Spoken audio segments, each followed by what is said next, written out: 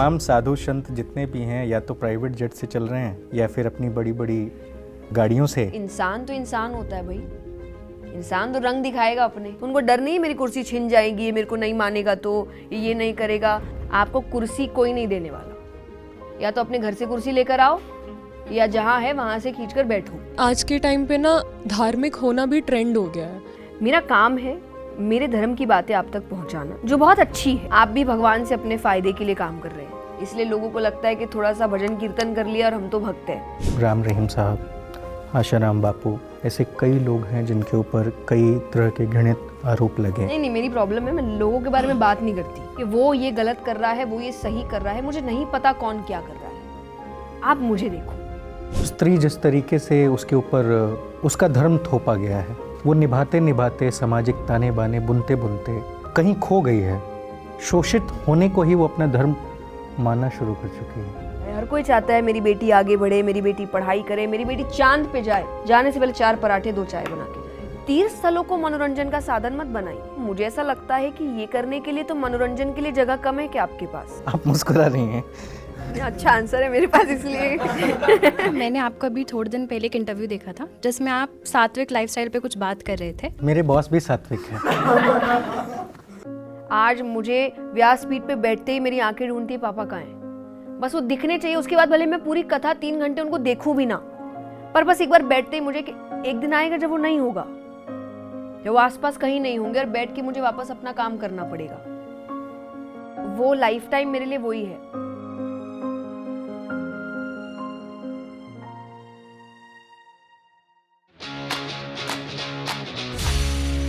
नमस्ते, मेरा नाम अनिल शारदा है। आप मुझे जिस पर देख रहे हैं, ये टाउन हॉल का शो है और इस बार के जो हमारे मेहमान हैं वो मोटिवेशनल स्पीकर हैं, स्पिरिचुअल ओरेटर हैं और देश दुनिया में इनका एक बड़ा नाम है। जया किशोरी जी, बहुत बहुत स्वागत है आपका हमारे शो में।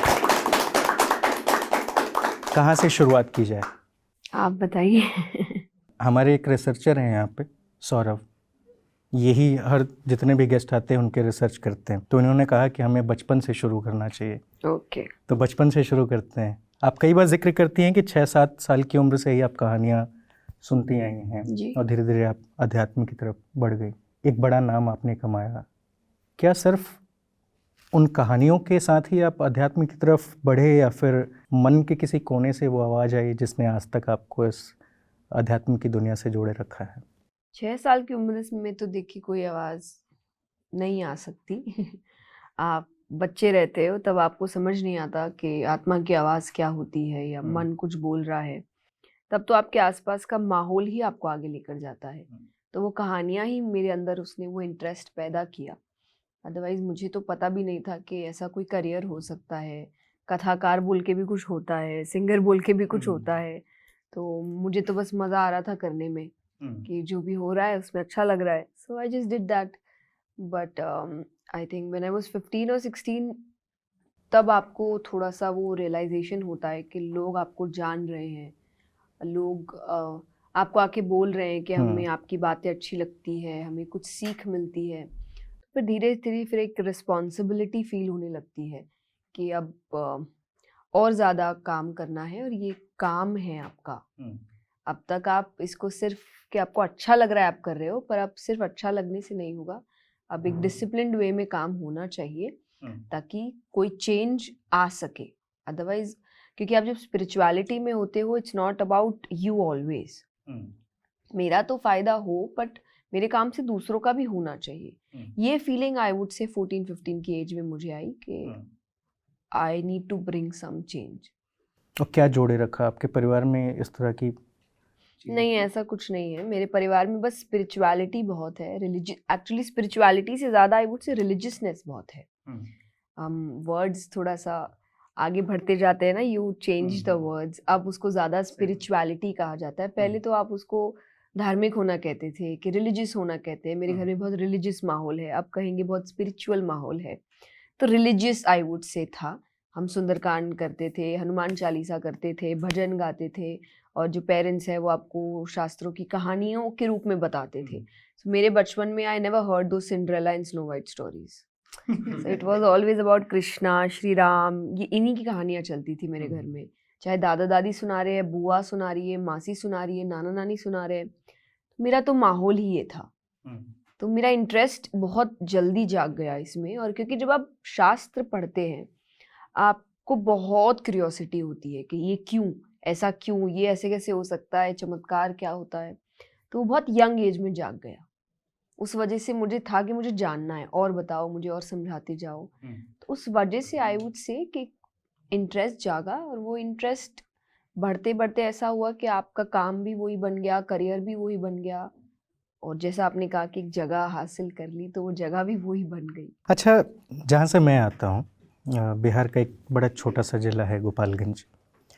वहाँ पे अगर मैं देखूँ किसी के घर में, दूसरे के घर में सबको अर्जुन अच्छे लगते हैं, अपने घर में नहीं, तो कोई बहुत ज़्यादा अध्यात्म की तरफ बढ़ रहा है या फिर साधु संतों से बहुत ज़्यादा प्रभावित है, तो वो अगर उस मार्ग पे चलना शुरू कर देना तो लोगों को एक डर हो जाता है कहीं मेरा शादी कर बच्चा साधु ना बन जाए। हाँ, शादी कर दे इसकी जल्दी जल्दी। हुआ कभी आपके परिवार में? मेरे आसपास वालों ने बहुत मेरे पेरेंट्स को कहा कि ध्यान दो, कहीं साधु ना बन जाए, घर बार ना छोड़ दे, शादी के लिए मना ना कर दे, इस चीज में ज्यादा चली गई तो वैराग्य ना ले ले।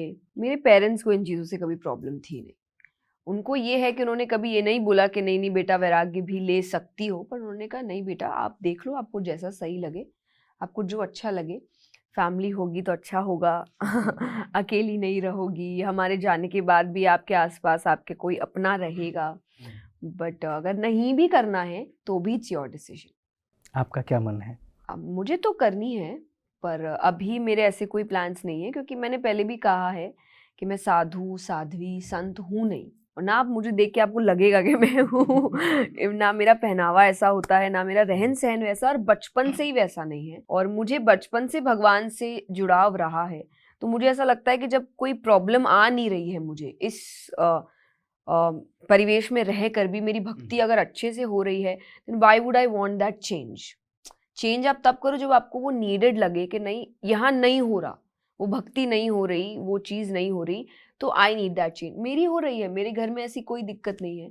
मेरे घर में कभी मुझे रोका टोका नहीं गया कि इतनी क्यों भक्त बन रही है, ये दिन भर ही भजन सुन रही है और इसका ज़्यादा ही लगाव होता जा रहा है। उनको तो बहुत खुशी मिलती थी कि ऐसा हो रहा है। उनको ऐसा लग रहा था कि अच्छा है, ये दुनिया की झूठी उम्मीदों पे नहीं पल रही है, इसको दुनिया से झूठी एक्सपेक्टेशंस नहीं है। तो उस वजह से एक कामनेस, एक अच्छा डिसीजन मेकिंग मेरे अंदर बहुत पहले से आ गया था। पहली बार आपने कथा कब की थी किसी मंच पे? मुझे साल याद नहीं है, मैं 12-13 साल की थी, और मैंने कोलकाता में करी थी। वहाँ पे एक श्याम बाबा का मंदिर है, और उसके ठीक नीचे, मंदिर के नीचे एक हॉल है, वो पूरा मतलब उन्हीं का है। वहीं पे सब कीर्तन सत्संग होते थे। मैंने पहली कथा ही वहाँ करी थी मंदिर में। अनुभव क्या था उस दौरान? अनुभव अच्छा था, क्योंकि अगेन आई विल से, मैं तो बच्ची थी, मैं तो कथा करने के पहले भी खेल रही थी।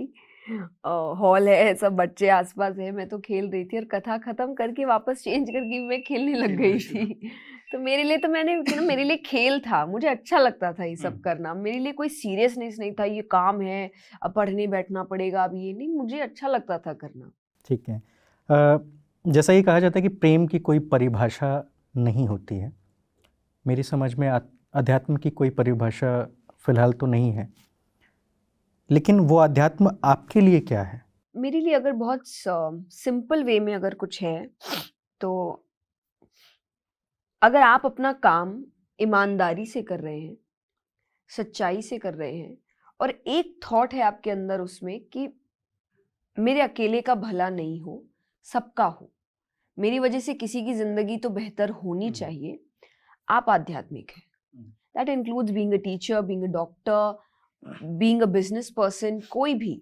लेकिन अगर आप वो सच्चाई अपने काम में रख रहे हो, वो जेन्युइननेस है आपके अंदर, और एक थॉट है जो हम कहते हैं हायर थॉट स्पिरिचुअलिटी आपको देता है कि मेरी वजह से किसी का अच्छा होना चाहिए, कि सिर्फ मेरा ही नहीं, मेरा घर, मेरा अपना, मेरे पैसे, मेरा ये थॉट स्पिरिचुअल लोगों की नहीं होती। उनका एक हायर लेवल है कि नहीं कुछ तो मदद हो, वो अगर है आप आध्यात्मिक है। ये एक बहुत बेसिक लेवल है आध्यात्मिक होने का, और आप इतना भी कर रहे हो तो भी आप एक अच्छी लाइफ जी रहे हो। भटकाव है इसमें किसी तरह का? भटकाव तो बहुत है, सारे जैसे? डिस्ट्रैक्शंस, आपके फ्रेंड्स हो गए, आपके रिलेशनशिप्स हो गए, आपके रॉन्ग हैबिट्स हो गए, ये सब तो आपको भटकाते हैं। जो आपको लगता है स्पिरिचुअलिटी बोरिंग लाइफ है, बट बोरिंग में सुकून है। वो बोरिंग आप कह रहे हैं, मैं बोरिंग इसलिए नहीं क्योंकि वो all the time adventurous life नहीं है, लेकिन उसमें सुकून है, उसमें कामनेस है, उसमें पीस है, जो एक पर्टिकुलर एज के बाद आप खुद ही ढूंढ रहे हैं। एक अनुभव के साथ मैं जया जी आपसे पूछना चाह रहा हूँ कि आज के समय में जिस सोसाइटी में हम लोग रह रहे हैं, यहाँ पे जो आसपास का जो माहौल है, वहाँ पे अगर आप बहुत ज़्यादा स्पिरिचुअल हैं या ईश्वर को मानने वाले हैं, अध्यात्म में ज़्यादा रहते हैं, तो लोग आपको डिनाइड कर देते हैं बहुत बार। इसका कारण क्या हो सकता है? क्या ऐसे लोगों को पसंद आने अरे, बंद ये हो खुश गए क्यों हैं? है? ये इतनी चैन से क्यों जी रहा है? इसको कोई चीज परेशान क्यों नहीं कर रही है? हम इतने टॉन्ट मार रहे हैं, इसको कोई फर्क ही नहीं पड़ रहा है। तो उनको, जैसे आप देखिए, शादीशुदा लोगों को ना बैचलर्स नहीं पसंद आते। उनको इसकी भी शादी कराओ, ये सुखी क्यों है? ये भी हमारे जैसे जीना चाहिए। तो कहीं ना कहीं वो एक एस्पेक्ट होता है कि जब आप कुछ बहुत स्मूथली काम कर रहे हो ना, तो जो नहीं कर पा रहे उनको इस चीज से दिक्कत होती है कि ये ऐसा क्यों, ये एक अलग क्यों निकल गया, ये हमारे जैसा हमारी भागदौड़ में, हमारी रैट रेस में क्यों नहीं जा रहा। और वो मैं नहीं कहूँगी कॉन्शियसली होता है, ये सब कॉन्शियसली होता है। फॉर एग्जाम्पल, कई बार जो हम ट्रोलिंग आजकल देखते हैं, वो ट्रोलिंग इसलिए नहीं है कि वो व्यक्ति आपको पसंद नहीं करता है, वो कई बार इसीलिए है कि आप कुछ ऐसा कर रहे हो जो वो करना चाहता है पर वो कर नहीं पा रहा, तो उसका फ्रस्ट्रेशन आप पे उतर रहा है कि ये गलत है, ये तो ऐसा है वैसा है, पर एक्चुअली वो प्रॉब्लम उसकी खुद की है। तो ये भी कई जगह होता है कि उस इंसान को वो लाइफ में ऐसा लग रहा है कि मुझे ये सब चाहिए पर ये मुझे मिल नहीं रहा, और इसको बहुत इजीली मिल रहा है, उसको इजीली लग रहा है, क्योंकि भक्ति ना दिखने में बहुत सरल होती है, इसलिए लोगों को लगता है कि थोड़ा सा भजन कीर्तन कर लिया और हम तो भक्त हैं। बट भक्ति आसान नहीं होती है, वो एक इंटरनल प्रोसेस है। सरेंडर करना भगवान को एक इंटरनल प्रोसेस होता है। बाहरी तौर पे आप नहीं दिखा सकते कि आप कैसे समर्पित हैं, पर वो बहुत टफ होता है। पर बाहरी लोगों को दिख नहीं रहा कि वो कैसे हो रहा है, उनको लग रहा है बड़ी आसानी से इसकी लाइफ तो इतनी मस्त हो गई भाई। और प्लस कई बार वो चीज़ लोग मानते भी नहीं है। जैसे अगर कुछ नास्तिक है, वो भगवान को नहीं मानते, मुझे प्रॉब्लम नहीं है नास्तिक लोगों से कि आप नहीं मानते, कोई बात नहीं, आई वोंट जज यू फॉर दैट, बट आप मुझे जज कर रहे हो कि मैं मानता हूँ, उस चीज से मुझे प्रॉब्लम होती है। अगर वो आस्तिक भी नास्तिक के लिए कह रहा है कि तुम क्यों नहीं मानते, तुम तो गलत हो, ये मैं उसको भी गलत बोलूंगी कि तुम्हारी एडवाइस मांगी नहीं मैंने, मैं नहीं मानता, वो मेरा अपना पर्सनल ओपिनियन है, मुझे एडवाइस दीजिए भी मत, दैट्स ओके। पर अगर आप अपना ओपिनियन थोप रहे हैं किसी पे कि मैं नहीं मानता तो तुम भी मत मानो, ये गलत है। तो सेकंड टाइम ये भी कई बार होता है कि उनको ऐसा लग रहा है क्यों नहीं, मेरी क्यों नहीं बात मानी जा रही, जो मैं बोल रहा हूँ नहीं है तो नहीं होने चाहिए भगवान। तो ये एक जिद है, अपना ईगो है व्यक्ति के अंदर कि मेरी बात मानो, मैं जो बोल रहा हूँ वही सही है। नहीं है, हर व्यक्ति अपनी अपनी जगह सही है। अच्छा, आपकी जब जहाँ भी सभा होती है, हज़ारों लाखों लोग वहाँ पे पहुँचते हैं और जो आप जीवन से जुड़े सत्य उन्हें बताते हैं, ईश्वर से जुड़ने का तरीका जो आप बताते हैं, आपको क्या अनुभव होता है कि जो लोग आए हुए हैं उस चीज़ को भली भांति समझ रहे हैं या नहीं? I don't know. देखिए, हमारी कोशिश रहती है कि मैं जब कथाएं करती हूँ, क्योंकि अभी आपने जो पहले कहा ना कि ठीक है कोई नहीं मानते तो कोई बात नहीं, या फिर कई लोग आते हैं सुनते हैं उसके बाद भी उनमें कुछ खास बदलाव नहीं होते। हम भी देखते हैं कि कई लोग माला जपने वाले आज की डेट में हैं, लेकिन जब वो बाहर निकलते हैं तो आपसे ना ही उनकी भाषा ठीक है, ना ही उनका व्यवहार ठीक है। तो ऐसे कंडीशन में वो कैसे ईश्वर को मान रहे हैं, उनके मार्गदर्शन पे चल रहे हैं? नहीं, वही मैंने कहा ना, कई बार हमें लगता है कि हम कर रहे हैं, पर आप जो बेसिक प्रिंसिपल्स है उसको फॉलो ही नहीं कर रहे। फॉर एग्जाम्पल, भक्ति का फर्स्ट स्टेप इज सरेंडर, वो छोड़ के व्यक्ति सब कर रहा है तो भक्ति हुई नहीं ना। सिर्फ आप बाहरी तौर से चीजें कर लोगे और कहोगे मैं भक्त हो गया, तो नहीं हो सकता। फर्स्ट स्टेप ही सरेंडर है। गीता जी आप पढ़ेंगे, अर्जुन का पूरा ज्ञान बाद में है, पहले उसने अपनी प्रॉब्लम्स बताई और बोल दिया मैं सरेंडर करता हूं, अब आप मेरी हेल्प करो। यानी पहला स्टेप होता है सरेंडर, उसके बाद वहां से कुछ आ सकता है। पर आप सरेंडर छोड़ के सब कर रहे हो कि आप कहोगे मैं पूजा पाठ भी कर रहा हूँ, मैं इतने घंटे बैठ रहा हूँ, मैं ये कर रहा हूँ, मैं वो कर रहा हूँ, पर भगवान के प्रति आपका समर्पण ही नहीं है। और समर्पण जब आता है तो पहला जो आपने कहा कि वो दूसरों के साथ बुरा कर रहा है या शब्द अच्छे नहीं है, वो कर ही नहीं सकता वो चीज़, क्योंकि वो जानता है कि सब भगवान के बनाए लोग हैं। उनको भी कोई, जैसे मैंने कहा, कोई ट्रोल कर रहा है, आपको क्रोध आएगा अपने लिए, लेकिन फिर भी आप ये सोचेंगे कि मुझे तो चलो फर्क इतना नहीं पड़ रहा, वो जो कर रहा है वो खुद कितनी गंदी मानसिकता में है। आपका तुरंत ध्यान जाता है कि भगवान उसको ठीक कर देना, उसको इससे बाहर निकालो, उसकी जिंदगी बेहतर कर दो ताकि वो ये सब ना करे, या उसको काम दे दो ताकि वो इतना वेला ना बैठे कि वो मेरे काम की ओर देख रहा है। जिसके पास समय नहीं होगा वो तो नहीं करेगा ये सब चीज। तो जब आप भक्ति में जाते हो, जो बेसिक प्रिंसिपल्स है भक्ति के, अगर आप वो नहीं निभा रहे तो आप भक्त नहीं है। आप बाहर से कितना भी लोगों को दिखा दे कि हम हैं, हम ये कर रहे हैं, लोग मान जाएंगे, पर जिसको मानना है वो देख रहा है, उसको पता है। किसी का कोई सवाल ऑडियंस के लिए ओपन करते हैं थोड़ी देर के लिए। इतनी जल्दी? और या you'll do that in between बार बार। हर 5 सवाल बाद इन लोगों को कुछ कुछ उसमें से पूछना होता है। ओके। तो अभी आपने दिखावे वाली भक्ति की बात की, तो मेरा सवाल उसी से जुड़ा हुआ है कि आज के टाइम पे ना धार्मिक होना भी ट्रेंड हो गया है, और एक पर्टिकुलर, क्योंकि ऐसे लोगों की तादाद बहुत है जिनको अगर हम दिखाते हैं कि हम धार्मिक हैं तो वो हमसे इन्फ्लुएंस ज़रूर होंगे। तो स्पेशली सोशल मीडिया पे ऐसे लोगों को टारगेट करने के लिए इवन बच्चे भी, जिन्होंने शायद कभी कोई धर्म की किताब खोली भी नहीं होगी, वो भी खुद को धार्मिक दिखा रहे हैं। तो जैसे हम किसी धार्मिक जगह पे जाते हैं तो पिक्चर्स तो हम लोग भी शेयर करते हैं, पर इस इंटेंशन से धार्मिक जगह पे जाना कि वहाँ जाकर कंटेंट बनाना है, तो ये जो दिखावे वाली भक्ति है वो कहाँ तक सही या गलत है? बिल्कुल गलत है। आई थिंक कल ही मैंने एक इंटरव्यू किया और उसमें बात उठी थी कि केदारनाथ में फोटो बैन हो चुकी। आई वॉज वेरी हैप्पी, क्योंकि मुझे ऐसा लगता है ठीक है आप एक मेमोरी के लिए फोटो लेते हैं, तो I would ask the people जो वहाँ पे केदारनाथ के हैं कि आप एक पॉइंट बना दो वहाँ पे, और जहाँ जैसे कई जगह आप जाते हैं ना, फोटोग्राफी वो लोग ही खुद करते हैं, तो उनके कैमरा पर्सन है जो आपको कहेंगे एक तरीके से खड़े रहो या आप हाथ जोड़ो या नॉर्मल, वो आपकी फोटो लेंगे और आपको दे देंगे। आप वो कर लो कि ताकि मेरी एक मेमोरी रहे कि मैं केदारनाथ जाके आई थी या मैं बद्रीनाथ जाके आई थी। बट आप वहाँ कुछ भी कर रहे हैं। आज सिर्फ भक्ति की भी रील्स नहीं बन रही है, वहाँ अलग अलग तरीके की रील्स बन रही है, वहाँ आप हर तरीके का काम। तो मुझे ऐसा लगता है कि ये करने के लिए तो मनोरंजन के लिए जगह कम है क्या आपके पास, और करिए आप मनोरंजन। आई एम नॉट अगेंस्ट एंटरटेनमेंट। मैं कथा में भी ये कहती हूँ, तीर्थ स्थलों को मनोरंजन का साधन मत बनाइए।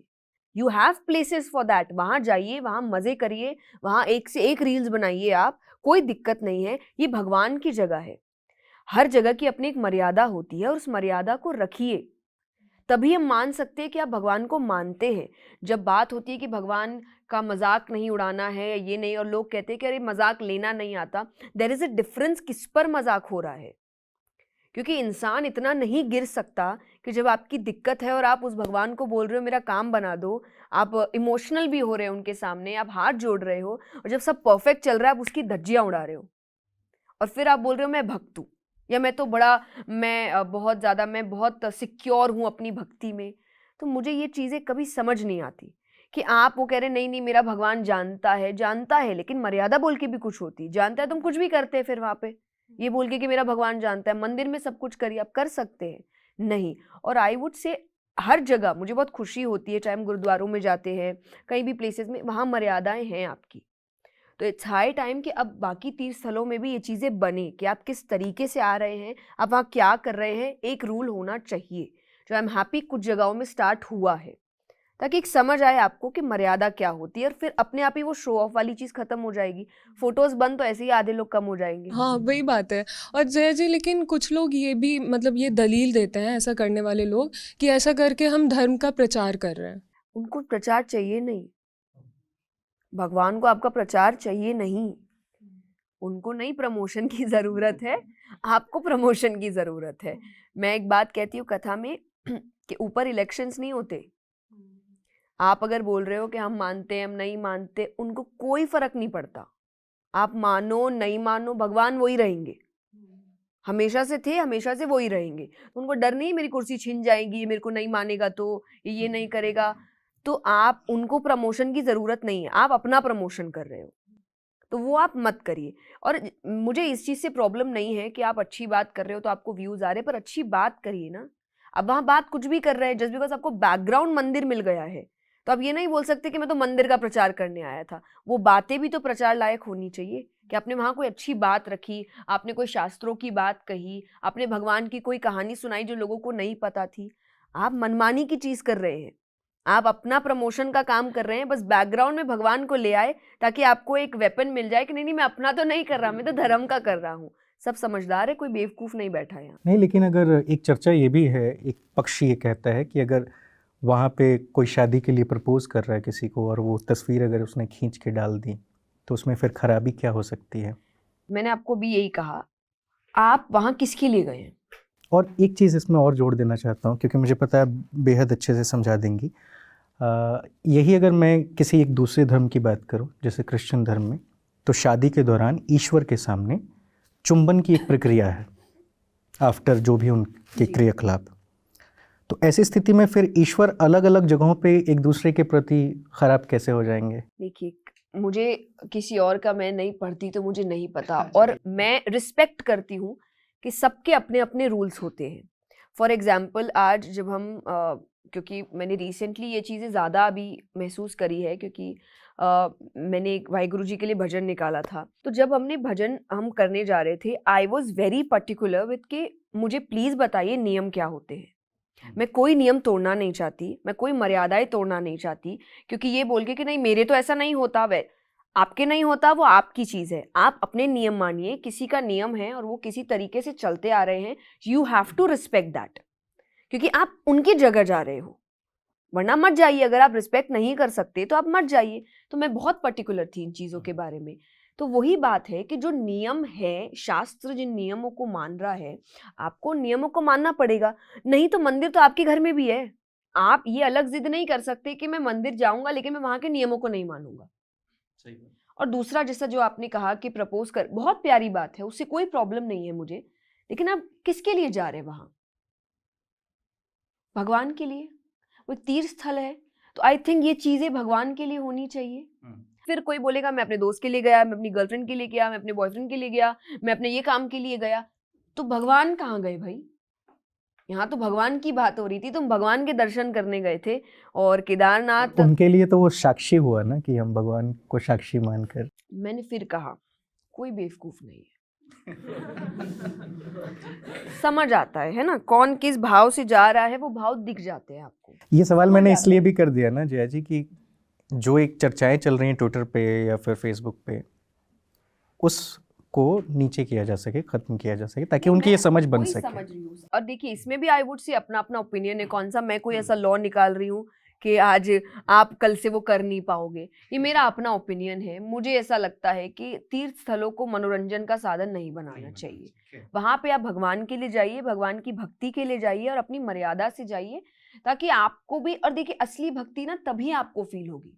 आपको वो सांसारिक तामझाम छोड़ने पड़ेंगे भगवान से जुड़ने के लिए, आप वहां नहीं जुड़ सकते। इसीलिए हम कहते हैं कि स्पिरिचुअलिटी और मॉडर्न लाइफ में बैलेंस कैसे बनाए, क्योंकि आपको भी पता है मिक्स नहीं कर सकते आपको बैलेंस बना के चलना पड़ेगा, क्योंकि ये दो चीजें अलग है। आप इनको अगर जोड़ दोगे तो आप भगवान की इनडायरेक्टली आप उनको डिमीन कर रहे हो, तो वो चीज आपको छोड़नी पड़ेगी। अच्छा, अभी थोड़ी देर पहले हम लोगों ने भटकाव की बात की थी। आज के समय में ऐसे बहुत सारे गुरु हैं जिनके लाखों में भक्त हैं, बहुत सारे, और अगर सही मायनों में कोई सही गुरु आपको ना मिले तो वो आपको भटकाता है। अभी अगर हम हाल में देखें तो राम रहीम साहब, आशाराम बापू, ऐसे कई लोग हैं जिनके ऊपर कई तरह के घृणित आरोप लगे, जिसकी वजह से वो लोग जेल में भी हैं। हालांकि कुछ लोग पेरोल से बाहर भी आ जाते हैं।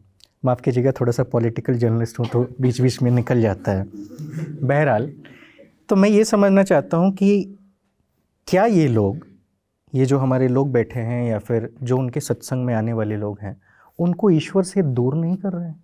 ये लोग नहीं कर रहे, हम लोग कर रहे हैं। अच्छे बुरे लोग हर जगह होते हैं। आप ये नहीं बोल सकते कि यहीं पे ऐसे हैं। आप ऑफिस में काम करते हैं, वहां आपको सब तो 100% अच्छे लोग नहीं मिलते। बहुत लोग हैं जहाँ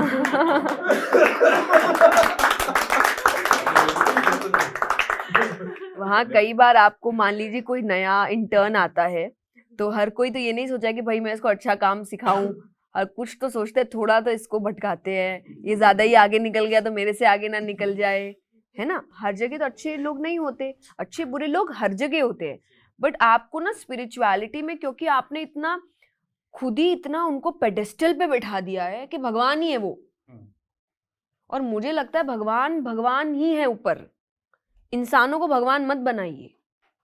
और क्योंकि यहाँ पे इसलिए मैंने कहा आप गलत कर रहे हैं, आपने उनको ऐसी जगह बैठा दी है कि अब उनको भी लग रहा है हम ही है सब कुछ, हम ही कर रहे हैं सब कुछ, तो उनकी भी बुद्धि भ्रष्ट हो रही है इस वजह से, और फिर वो गलतियां होती हैं उनसे। आपने उस जगह बैठाया क्यों उनको, आपने भगवान बनाया क्यों उनको? आपको उनको एक निमित्त मात्र बनाना था कि ये मुझे भगवान से जोड़ेंगे, ये भगवान नहीं बनेंगे, पर आपके तो वही भगवान बन गए। आप तो उनका नाम जब शुरू कर दिया आपने, उनकी फोटोएं लग रही है पूरे घर में, तो फिर तो गलत किसने किया बताइए? आपने किया ना। आज गुरु का काम होता है आपको भगवान से जोड़ना, आप तो गुरु से ही जुड़ गए, भगवान को आप भूल ही गए कि भगवान कहाँ है। तो कैसे? और इंसान तो इंसान होता है भाई, इंसान तो रंग दिखाएगा अपने, ये आप याद रखिए। ये तो भगवान की लीलाएं हैं कि भगवान ने अपना पूरा वंश खत्म किया है, क्योंकि भगवान भी जानते थे भगवान अकेले वो है, बाकी सब इंसान है, और ये आगे रहे, यही वंश आगे रहा, तो ये तो अपना रंग दिखाएगा आगे जाकर। आज भी कोई शायद परिवार होता जो बोलता हम भगवान के वंशज है, तो भगवान बोले करने ही नहीं दूंगा मैं ये काम, मेरा कोई वंशज नहीं, मेरे साथ सब खत्म। तो ये क्या दिखाता है आपको कि इंसान रंग दिखाता है अपने। तो इंसानों को भगवान मत बनाइए, आप उनको सम्मान करिए, आप श्रद्धा रखिए उनमें, पर उनका कार्य है आपको भगवान से जोड़ना, खुद भगवान नहीं बनना। लेकिन ये काम आप कर रहे हैं, आप पहले बैठा देते हैं यहाँ, और फिर कोई एक गलती करी नहीं कि तुरंत नीचे भी 1 मिनट में गिरा देते हैं। तो ये जगह आप क्यों बैठा रहे हैं? आप उनका कार्य देखिए, आप उनकी बातें देखिए, आप श्रद्धा रखिए, सम्मान करिए, पर भगवान मत बनाइए। फिल्में देखती हैं आप? हाँ बिल्कुल। अभी रिसेंट में कौन सी फिल्म देखी है? रिसेंट में मैंने ज्यादा कुछ देखा नहीं, क्या क्या निकला है एक्चुअली जो बहुत अच्छी फिल्में होती है ना, वो हमारी प्रॉब्लम है कि हम बोलते हैं हम पूरा परिवार साथ देखेंगे। जवान, सैम बहादुर, डंकी। हाँ अच्छा नाम नहीं है बट ओके ओके। नहीं, आपको कौन सा याद है 1 साल के भीतर? मुझे नहीं लग रहा कि फिर आप देखती नहीं होंगी नहीं, मुझे नाम याद नहीं रहते हैं। जैसे मैंने देखी तो है, मुझे ना सस्पेंस की मूवीज बहुत पसंद है, सस्पेंस जिसमें थ्रिलर कोई वगैरह। सस्पेंस होता है। दृश्यम देखी थी। हाँ, आखिरी फिल्म जो भी आपने देखी हो थिएटर में जाकर? थिएटर में? थिएटर में तो पॉसिबल नहीं होगा आपके लिए। परिवार के साथ? नहीं, थिएटर में तो मतलब मुझे बहुत समय हो गया देखे हुए। थिएटर तो फिर मुझे ऐसा आ रहा है दृश्यम 2 ही मैंने लास्ट थिएटर में देखी थी, फिर तो मुझे नहीं टाइम मिला, क्योंकि ये थोड़ा सा हमारा ना, मैं अगस्त से बाहर निकली हुई हूँ और मैं घर अप्रैल में जाऊंगी, तो ये हमारा अप्रैल के बाद हम थोड़ा सा वापस एक्चुअल घर कहाँ है आपका? देखिए अब सबको फिर घर पहुंच जाएंगे लोग मेरे नहीं, मैं बंगाल में रहती हूँ, कहाँ रहती हूँ पता नहीं, लेकिन राजस्थान से हूँ, सुजानगढ़, पर फैमिली सब वेस्ट बंगाल शिफ्ट हो चुकी थी। डिस्ट्रिक्ट तो कम से कम बता दीजिएगा, अभी चुनाव आ रहे हैं ना, मैं आने वाला हूँ ठीक है, आपको बता रही हूँ, आप कट कर दीजिएगा, मैं कोलकाता रहती हूँ ऐसे मैं तो वहाँ आ ही रहा हूँ। तो पर वो ये कि ये तो यहाँ पे मुझे इतना नहीं टाइम मिलता ज़्यादा देखने तो अभी आप का, ट्रेवल ही कर रही हैं पिछले अगस्त से? तो मुझे इसलिए याद भी नहीं है। और पहले ना मेरी आदत थी कि मैं फ्लाइट में देखती थी, हमेशा मैं फ्लाइट में कुछ ना कुछ डाउनलोड करके रखती थी, पर अभी कुछ समय से ट्रैवलिंग की वजह से मुझे फ्लाइट में सिर्फ नींद आती है सिनेमा की समझ है आपको? समझ किस सेंस में? अच्छी मतलब मूवी, बुरी मूवी? अच्छी बुरी या फिर जो अगर आप भी? बहुत टेक्निकली नहीं, मैं जस्ट मुझे देखिए मूवी, हमारा जो शो है ना थोड़ा सा कैजुअल है, फैन हूँ, हाँ। मुझे ना कोई भी मूवी चलती है। कौन पसंद है आपको सबसे ज्यादा स्टार्स वगैरह में, मतलब एक्टर में? मुझे अभी के टाइम में ऐसे कोई पर्टिकुलर नहीं पसंद, तो मेरे एक नेवर एंडिंग मेरा फैन मोमेंट है, शाहरुख खान मत कहिएगा, अमिताभ बच्चन।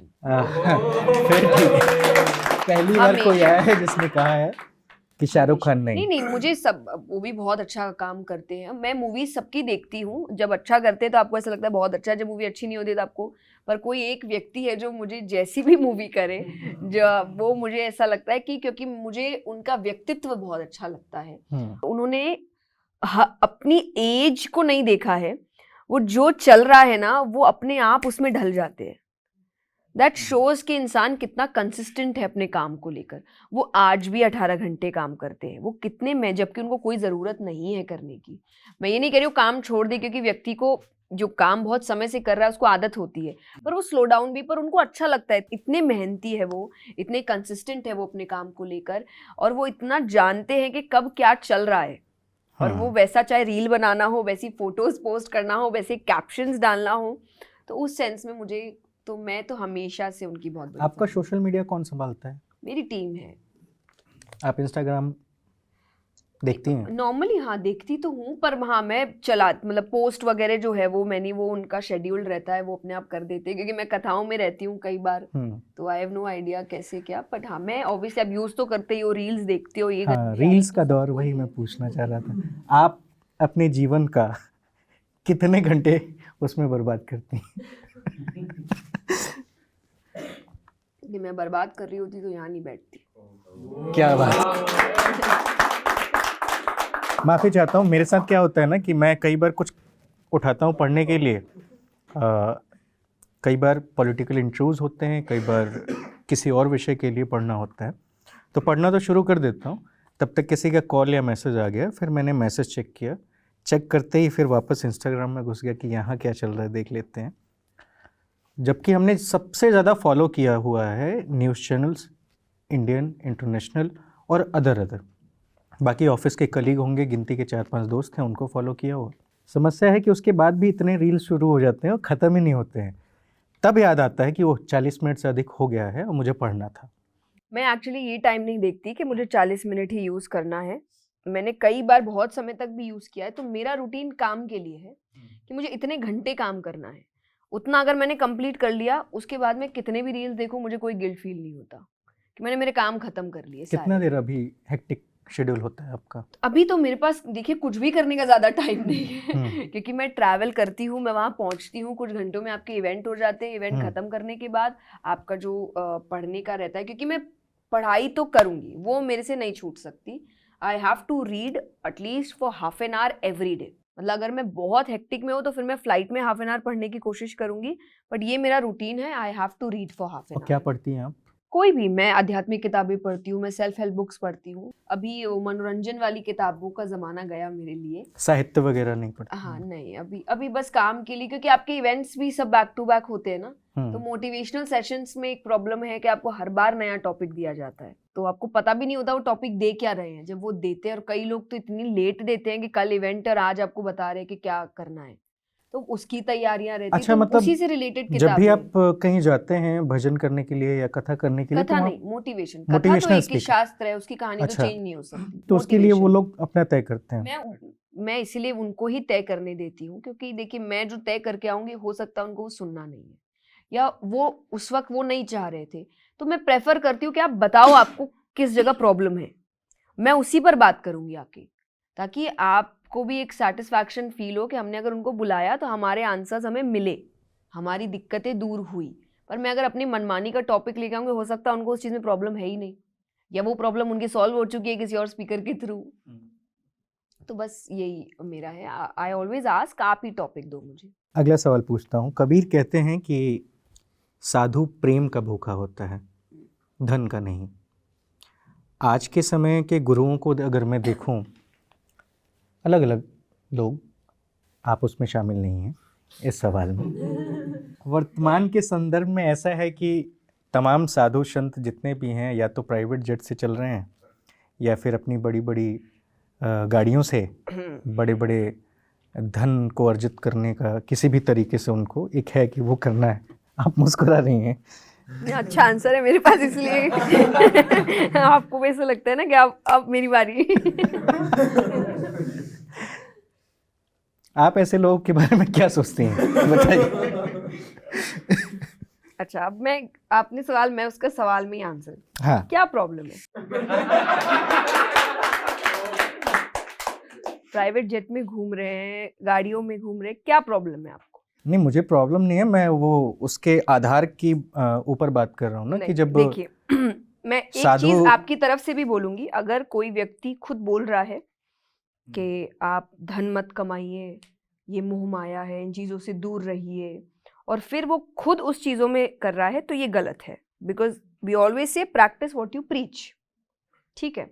लेकिन कई बार एक और प्रॉब्लम है कि वीडियोस जो आप देखते हैं ना, हम जब कथाएं करने जाते हैं वो हमारी चीज़ें नहीं होती, जो बुला रहे हैं वो हमें उसमें बिठाते हैं। फॉर एग्जाम्पल, फिर आप अपनी नहीं, मैं बात आपको दोनों चीजें, मैं मेरे लिए भी कहूंगी। जी जी मैं हर तरीके की गाड़ी में बैठी हूँ मैं, जो मुझे लगता है कि अगर नॉर्मली अभी कहे मेरी औकात नहीं है वो गाड़ी खरीदने की, उनकी है, वो बुलाए, वो चाहते थे मैं उस गाड़ी में बैठूं, मैं बैठी हूँ। अब अगर कोई उसका वीडियो बना के बोले कि मेरे पास ये गाड़ी है, जो भगवान करे उनकी बात सच हो जाए, पर पर नहीं है, वो मेरी अपनी गाड़ी नहीं है, ठीक है। तो कई बार मैं आपको ये कह रही हूँ, ये वीडियोस भी आती है, लेकिन I am with you with that कि अगर कोई बोल रहा है मत करो और वो खुद कर रहा है, तब वो इंसान गलत है। लेकिन अगर कोई इंसान अपना काम कर रहा है और उसको वो जो डिजर्व करता है उसको मिल रहा है, चाहे मॉनेटरी बेसिस पर भी, आपकी प्रॉब्लम क्या है? आज हम हर तरीके के फील्ड में जो लोग अच्छा काम कर रहे हैं, उनको चाहे फेम वाइज है, मॉनेटरी वाइज है, पावर वाइज है, सब कुछ की इतनी सुविधाएं दी जाती है, जबकि हाफ ऑफ द टाइम वो फील्ड्स आपकी लाइफ में 0% वैल्यू ऐड कर रहे हैं। 0%, that is only for entertainment. और उन एंटरटेनमेंट में भी कई चीजें ऐसी सिखाई जा रही जो आपकी लाइफ को खराब करेगी, आपको फिजिकली बर्बाद करेगी, आपको मेंटली बर्बाद करेगी। बट आप करोड़ों खर्चा कर रहे हैं उन आर्टिस्ट के ऊपर, और यहाँ हम पागलों की तरह खट रहे हैं, हम पढ़ाई कर रहे हैं, हम आपके लाइफ में वैल्यू ऐड कर रहे हैं, हम संस्कार दे रहे हैं, हम पॉजिटिविटी दे रहे हैं, हम आपको खुश कर रहे हैं। आप वो स्ट्रेस टेंशन से दूर होकर 3-4 घंटे कथा में आनंद महसूस कर रहे हैं, जो आपको कहीं और नहीं मिल रहा, और हमको कुछ देने में आपको इतनी प्रॉब्लम हो रही है।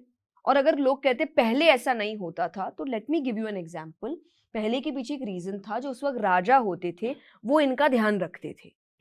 जो भी, चाहे कथाकार है, चाहे साधु है जो शिक्षा दे रहे हैं, वहां के राजा का काम था इनका ध्यान रखना, विच एवर वे पॉसिबल। अगर उनके गुरु कह देते ये लैंड चाहिए, वो राजा मेक श्योर करता था वो लैंड उनके पास हो। आज है ऐसा कोई? अगर है प्लीज बताइए, हमारे खर्चे उठाइए, घर के खर्चे उठाइए, हम कल मांगना बंद कर देंगे।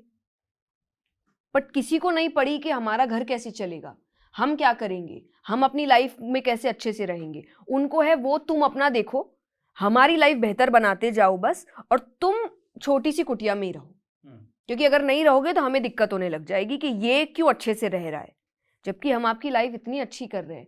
आपकी तो अभी रिसेंटली शुरू हुआ था कि प्लीज अपने जो आइडल्स है वो अच्छे चुनिए, जो रियल में आपके लाइफ में वैल्यू ऐड कर रहे हैं। और उन आइडल्स के सक्सेस से आपको इतना प्रॉब्लम हो रहा है, यू शुड बी हैप्पी कि फाइनली ऐसे लोगों को सक्सेस मिल रहा है, ऐसे लोगों को फेम मिल रहा है, जो बहुत ज़्यादा बहुत समय से डिजर्व करते थे ये चीज़, क्योंकि वो बहुत अच्छा काम कर रहे हैं। और ये जितना ज़्यादा बढ़ेगा उतना ज़्यादा स्ट्रेस फ्री लाइफ होगी। आज हर फील्ड से लोग संतों के पास जा रहे हैं। क्यों जा रहे हैं? पैसा, महल, गाड़ी सब है उनके पास, शांति नहीं है। शांति वहां मिल रही है, जो दे रहा है उसका भी तो फायदा होना चाहिए। शांति की परिभाषा क्या है? इसका जवाब दीजिएगा। ये जो सवाल था ना, इसी में एक लाइन छूट गई। इसमें लाइन एक छूट गई कि मैंने कई बार ऐसे भी पंडित जी लोगों को देखा है, मैं ईश्वर में मानता हूँ। प्रॉब्लम विद पंडित जी। ऐसी बात नहीं है। तो क्या है कि जब मैं बनारस के किसी घाट पे गया या फिर अपने यहाँ ही, तो जब साहब लोग आते हैं तो होता क्या है कि भाई इतना दक्षिणा तय करना है तो ये वाला पूजा ये लेंथ में होगी, मतलब पूजा की भी एक समय सीमा है, और अगर वो कम होगा तो पूजा की समय सीमा कम कर दी जाती है। तो उस पूजा से फ़ायदा किस तरह का होता है फिर?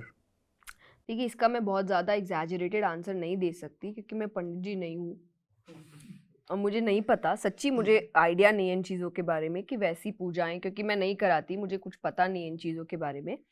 बट गलत या सही? आई डोंट नो ना, मुझे अच्छा, नहीं पता कि वो, जैसे कई जगह होता है कि आप उस समय को कम नहीं कर सकती। फॉर एग्जाम्पल, हाँ चलिए, मैं 7 दिन की कथा करती हूँ, तो श्रीमद् भागवत में सप्ताह पारायण होता है, you have to do it for 7 days, पर हमें फ़ोन आते हैं 3 दिन में कर दीजिए। पर वो गलत है, आप कर नहीं सकते, उसकी मर्यादा है, वो 7 दिन के अंदर ही होना चाहिए। तो हम कहते हैं नहीं, ये कम नहीं होगा, आपको या 7 दिन कराना है 7 दिन ही कराइए, नहीं तो कोई और कथा कराइए ना, श्रीमद् भागवत मत कराइए। मैं ऐसे 1 दिन की भी करती हूँ, 3 दिन की भी कथा होती है, पर उनका टाइम ड्यूरेशन वही है, इसका 7 दिन ही है, मैं इस मर्यादा को तोड़ नहीं सकती। लेकिन कई चीजों में होता है कि आप कुछ चीजों को 1 दिन में भी कर सकते हो, क्योंकि उसको ऐसा कोई डेफिनेट पीरियड बांधा नहीं गया। तो अगर वैसा कुछ है कि वो कम कर सकते हैं तो वेरी गुड, अगर वो गलत कर रहे हैं तो नहीं करना चाहिए। लेकिन इस चीज की बुद्धि आपको तभी होगी जब आप खुद थोड़ा पढ़ के जाएंगे। ये तो हर जगह है, आप किसी ऐसे फील्ड में जाइए जिसका आपको नॉलेज नहीं, तो सामने वाला तो फायदा उठाएगा। तो आप किसी भी, अगेन आई विल से, अच्छे बुरे हर जगह होते हैं। अब ये आप सही समझ कहा के नहीं इन्होंने जाओगे कि तो वहां जो हम लोग नहीं को है- ईश्वर के बारे में, इंक्लूडिंग मैं खुद भी कहता हूँ कि मैं मानता हूँ, पर मैं मंदिर, मस्जिद और मज़ार या फिर जो भी जगह है वहाँ मेरा जाना नहीं होता है। हाँ, दिन में ऐसा है कि 10, 15 या 20 बार होगा, घर में सब कोई हरे कृष्णा का नाम जपता रहता है, तो वो एक आदत बन गई है। कुछ भी होता है, अच्छा बुरा कुछ भी हो, वो आ जाता है नाम, उससे ज़्यादा मतलब नहीं है। लेकिन हम नहीं जानते हैं बेहद करीब से, बेहद खुल के ईश्वर को नहीं जानते हैं, बावजूद हम चले जाते हैं पंडित जी के पास मोक्ष की प्राप्ति करने के और लिए। ये सिर्फ पंडित जी की बात नहीं है, शास्त्रास कहते हैं कि आप अगर क्वेश्चन करने भी किसी के पास जा रहे हो तो शास्त्र कहता है कि अगर आपने पढ़ा नहीं है तो आप आंसर डिजर्व ही नहीं करते। अगर आज आप मुझसे आके कहोगे अरे राम जी ने ये किया, मेरा सबसे पहला क्वेश्चन होगा रामायण पढ़ी? अगर आप बोलेंगे नो, तो मैं बहुत अथॉरिटी के साथ कह सकती हूँ मैं आपको जवाब नहीं दूंगी, क्योंकि आप जवाब डिजर्व नहीं करते, कि आप बिना पढ़े उन पे सवाल उठा रहे हैं। तो पहले आपको थोड़ा एक रिसर्च, मैं नहीं कहती आप पूर्ण रूप से समझ सकते, क्योंकि उतना हमारा मानसिक स्तर भी नहीं है, हमें एक गुरु चाहिए होता है जो हमें शास्त्रों को पढ़ा सके। पर पहली शुरुआत आपको करनी पड़ेगी, आपको वो किताब खोलनी पड़ेगी, आपको पढ़ना पड़ेगा, एक बेसिक रिसर्च आपको करना पड़ेगा, ताकि जब आप जाओ तो कोई आपको गलत बात ना सिखा सके। तो बेसिक पढ़ाई करके अगर जाओगे तो आपको कोई भी बेवकूफ़ नहीं बना सकता। सो आपको वो करना चाहिए। सही बात है। हम लोग के यहाँ तो मतलब अनुभव यही है कि दादी रामचरितमानस हो या गीता जी हो, जब भी उनका पाठ करती थी तो उस वक्त बैठना अनिवार्य होता था, जब तक उम्र छोटी थी। तो उस समय अच्छा भी लगता था बहुत ज़्यादा, फिर देश दुनिया के मोह में, नौकरियों के ख्याल में यहाँ तक पहुँच गया। बहरहाल, शांति की परिभाषा, एक व्यक्ति का छोड़ मन, दिया ना इसलिए नहीं है। देखिए, शांति क्या है कि जब दुनिया की कोई भी चीज़, और कोई भी का मतलब मैं कोई भी चीज़ कहूँगी, मटेरियलिस्टिक हो, मेंटली हो, फिजिकली हो, इमोशनली हो, जब कोई भी चीज़ आप पर हावी नहीं हो सकती, आप शांति में हैं।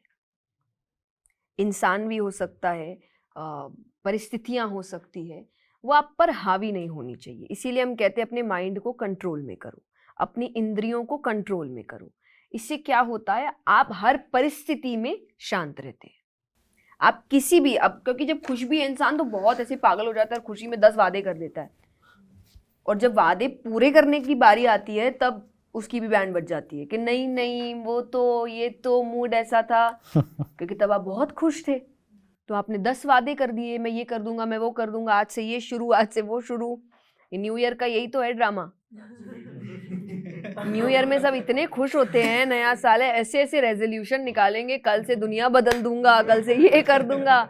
एक हफ्ते तो कुछ नहीं कर पाते, क्योंकि एक हफ्ते बाद जब माइंड स्टेबल होता है तब सब खत्म हो जाता है कि नहीं नहीं तब तो हाई थे बहुत ज़्यादा इसलिए हो गया। तो वही मतलब कि आप उस वक्त स्टेबल नहीं होते, तो स्पिरिचुअलिटी आपको स्टेबल रखती है। गीता जी इसलिए आपसे कहती है बहुत अच्छा हो तब भी बहुत खुश मत हो, और बहुत बुरा हो तब भी बहुत दुखी मत हो, क्योंकि हर चीज़ टेम्पररी है, ये सब चला जाएगा। जो बहुत खुश हो वो भी चला जाएगा, जो बहुत दुखी हो वो भी चला जाएगा। तो आपको अपने माइंड को स्टेबल रखना आना चाहिए, और वो ही एक तरीके से शांति है, वही सुकून है कि व्यक्ति हर परिस्थिति में व्याकुल नहीं हो रहा है, पागल नहीं हो रहा है। बस इतना आप कर लो, जो बहुत टफ है तो आपकी लाइफ सेट है। बेसिकली मन को एकाग्र करना बहुत मुश्किल है। बिल्कुल, मन को, हर चीज को, जीभ को, जीभ में दोनों आता है, बोलना आता है, खाना आता है।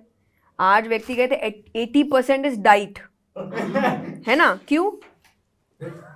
कितना भी आप एक्सरसाइज कर लो, जब तक जीभ पे कंट्रोल नहीं होगा कुछ नहीं होने वाला आपके शरीर को, है ना? ओपन माइक, कोई भी 2 व्यक्ति 2 सवाल पूछ लें। मैम, मेरा नाम मोहित शुक्ला है। मैं रील देखता रहता हूँ, तो एक रील आई थी आपकी, वो गीता में भी लिखा था, वो आपने भी बोला था वही, कि हर चीज़ निर्धारित है, जो भी कर रहे हो पहले से ही तय है। जब पहले से सब कुछ तय है तो मैं मेहनत क्यों करूं? इसमें भी तो रील है। रील अच्छे से नहीं देखते आप। हाँ, मैंने बहुत कम वो जो आई तो उसमें थोड़ा कंफ्यूज ये हो गया मैं कि सब कुछ पहले से तय है। जैसे कि मेरी काम चोरी पहले से तय है, मेरा सोना जा रहा है, तो मैं मेहनत क्यों करूं? तो मैं वही सोच रहा हूँ कि जब सब कुछ पहले से तय है तो मैं गलत कर कहाँ रहा हूँ? गलत तो वो कर रहे हैं, ऊपर से गलत होता आ रहा है। तो इसलिए तो मैंने उन्होंने तय कर दिया कि भाई तेरे बस की है नहीं, इसलिए आराम कर रहा हूँ। तेरे को जब 12 घंटे सोने मम्मी चिल्लाती रहती है, अब उठ जा 10 बज गए। तो मैं बताता हूँ माता आप पूजा करती रहती है दिन भर, बोलो वो तो सुला रहा है, मैं वो नहीं सुला रहा है, सो मैं रहा कहाँ कर रहा हूँ? मैं थक गया, उनको समझा के थक चुका हूँ, ठीक है। तो बस अब समझ ही नहीं आ रहा, लोग डांट के चले जा रहे हैं मुझे। मैं पता नहीं, मैं उनको समझा रहा, मूर्ख इंसान जो तू डांट रहा है खामखा, मेरी गलती नहीं है। जया जी मोहित हमारे दफ्तर में अभी बनने की राह पर हैं स्टैंड अप कॉमेडियन। तो आप इस सवाल को वैसे लीजिए और फिर इस पे कोई अगर आपकी टिप्पणी हो तो आप दीजिए। बिल्कुल है, लेकिन वो पूरा रील कुछ और है, इसीलिए बोलते हैं ना, रील देखकर आप मत समझिए कि पूरा ज्ञान क्या है। सब कुछ निर्धारित है का मतलब है, भगवान ने अर्जुन से कहा हार जीत निर्धारित है, उसके हिसाब से कर्म मत तय कर। वहां क्या होगा रिजल्ट वो मैं तय करने बैठा हूं, रास्ते में क्या करना है वो तुम्हारा काम है।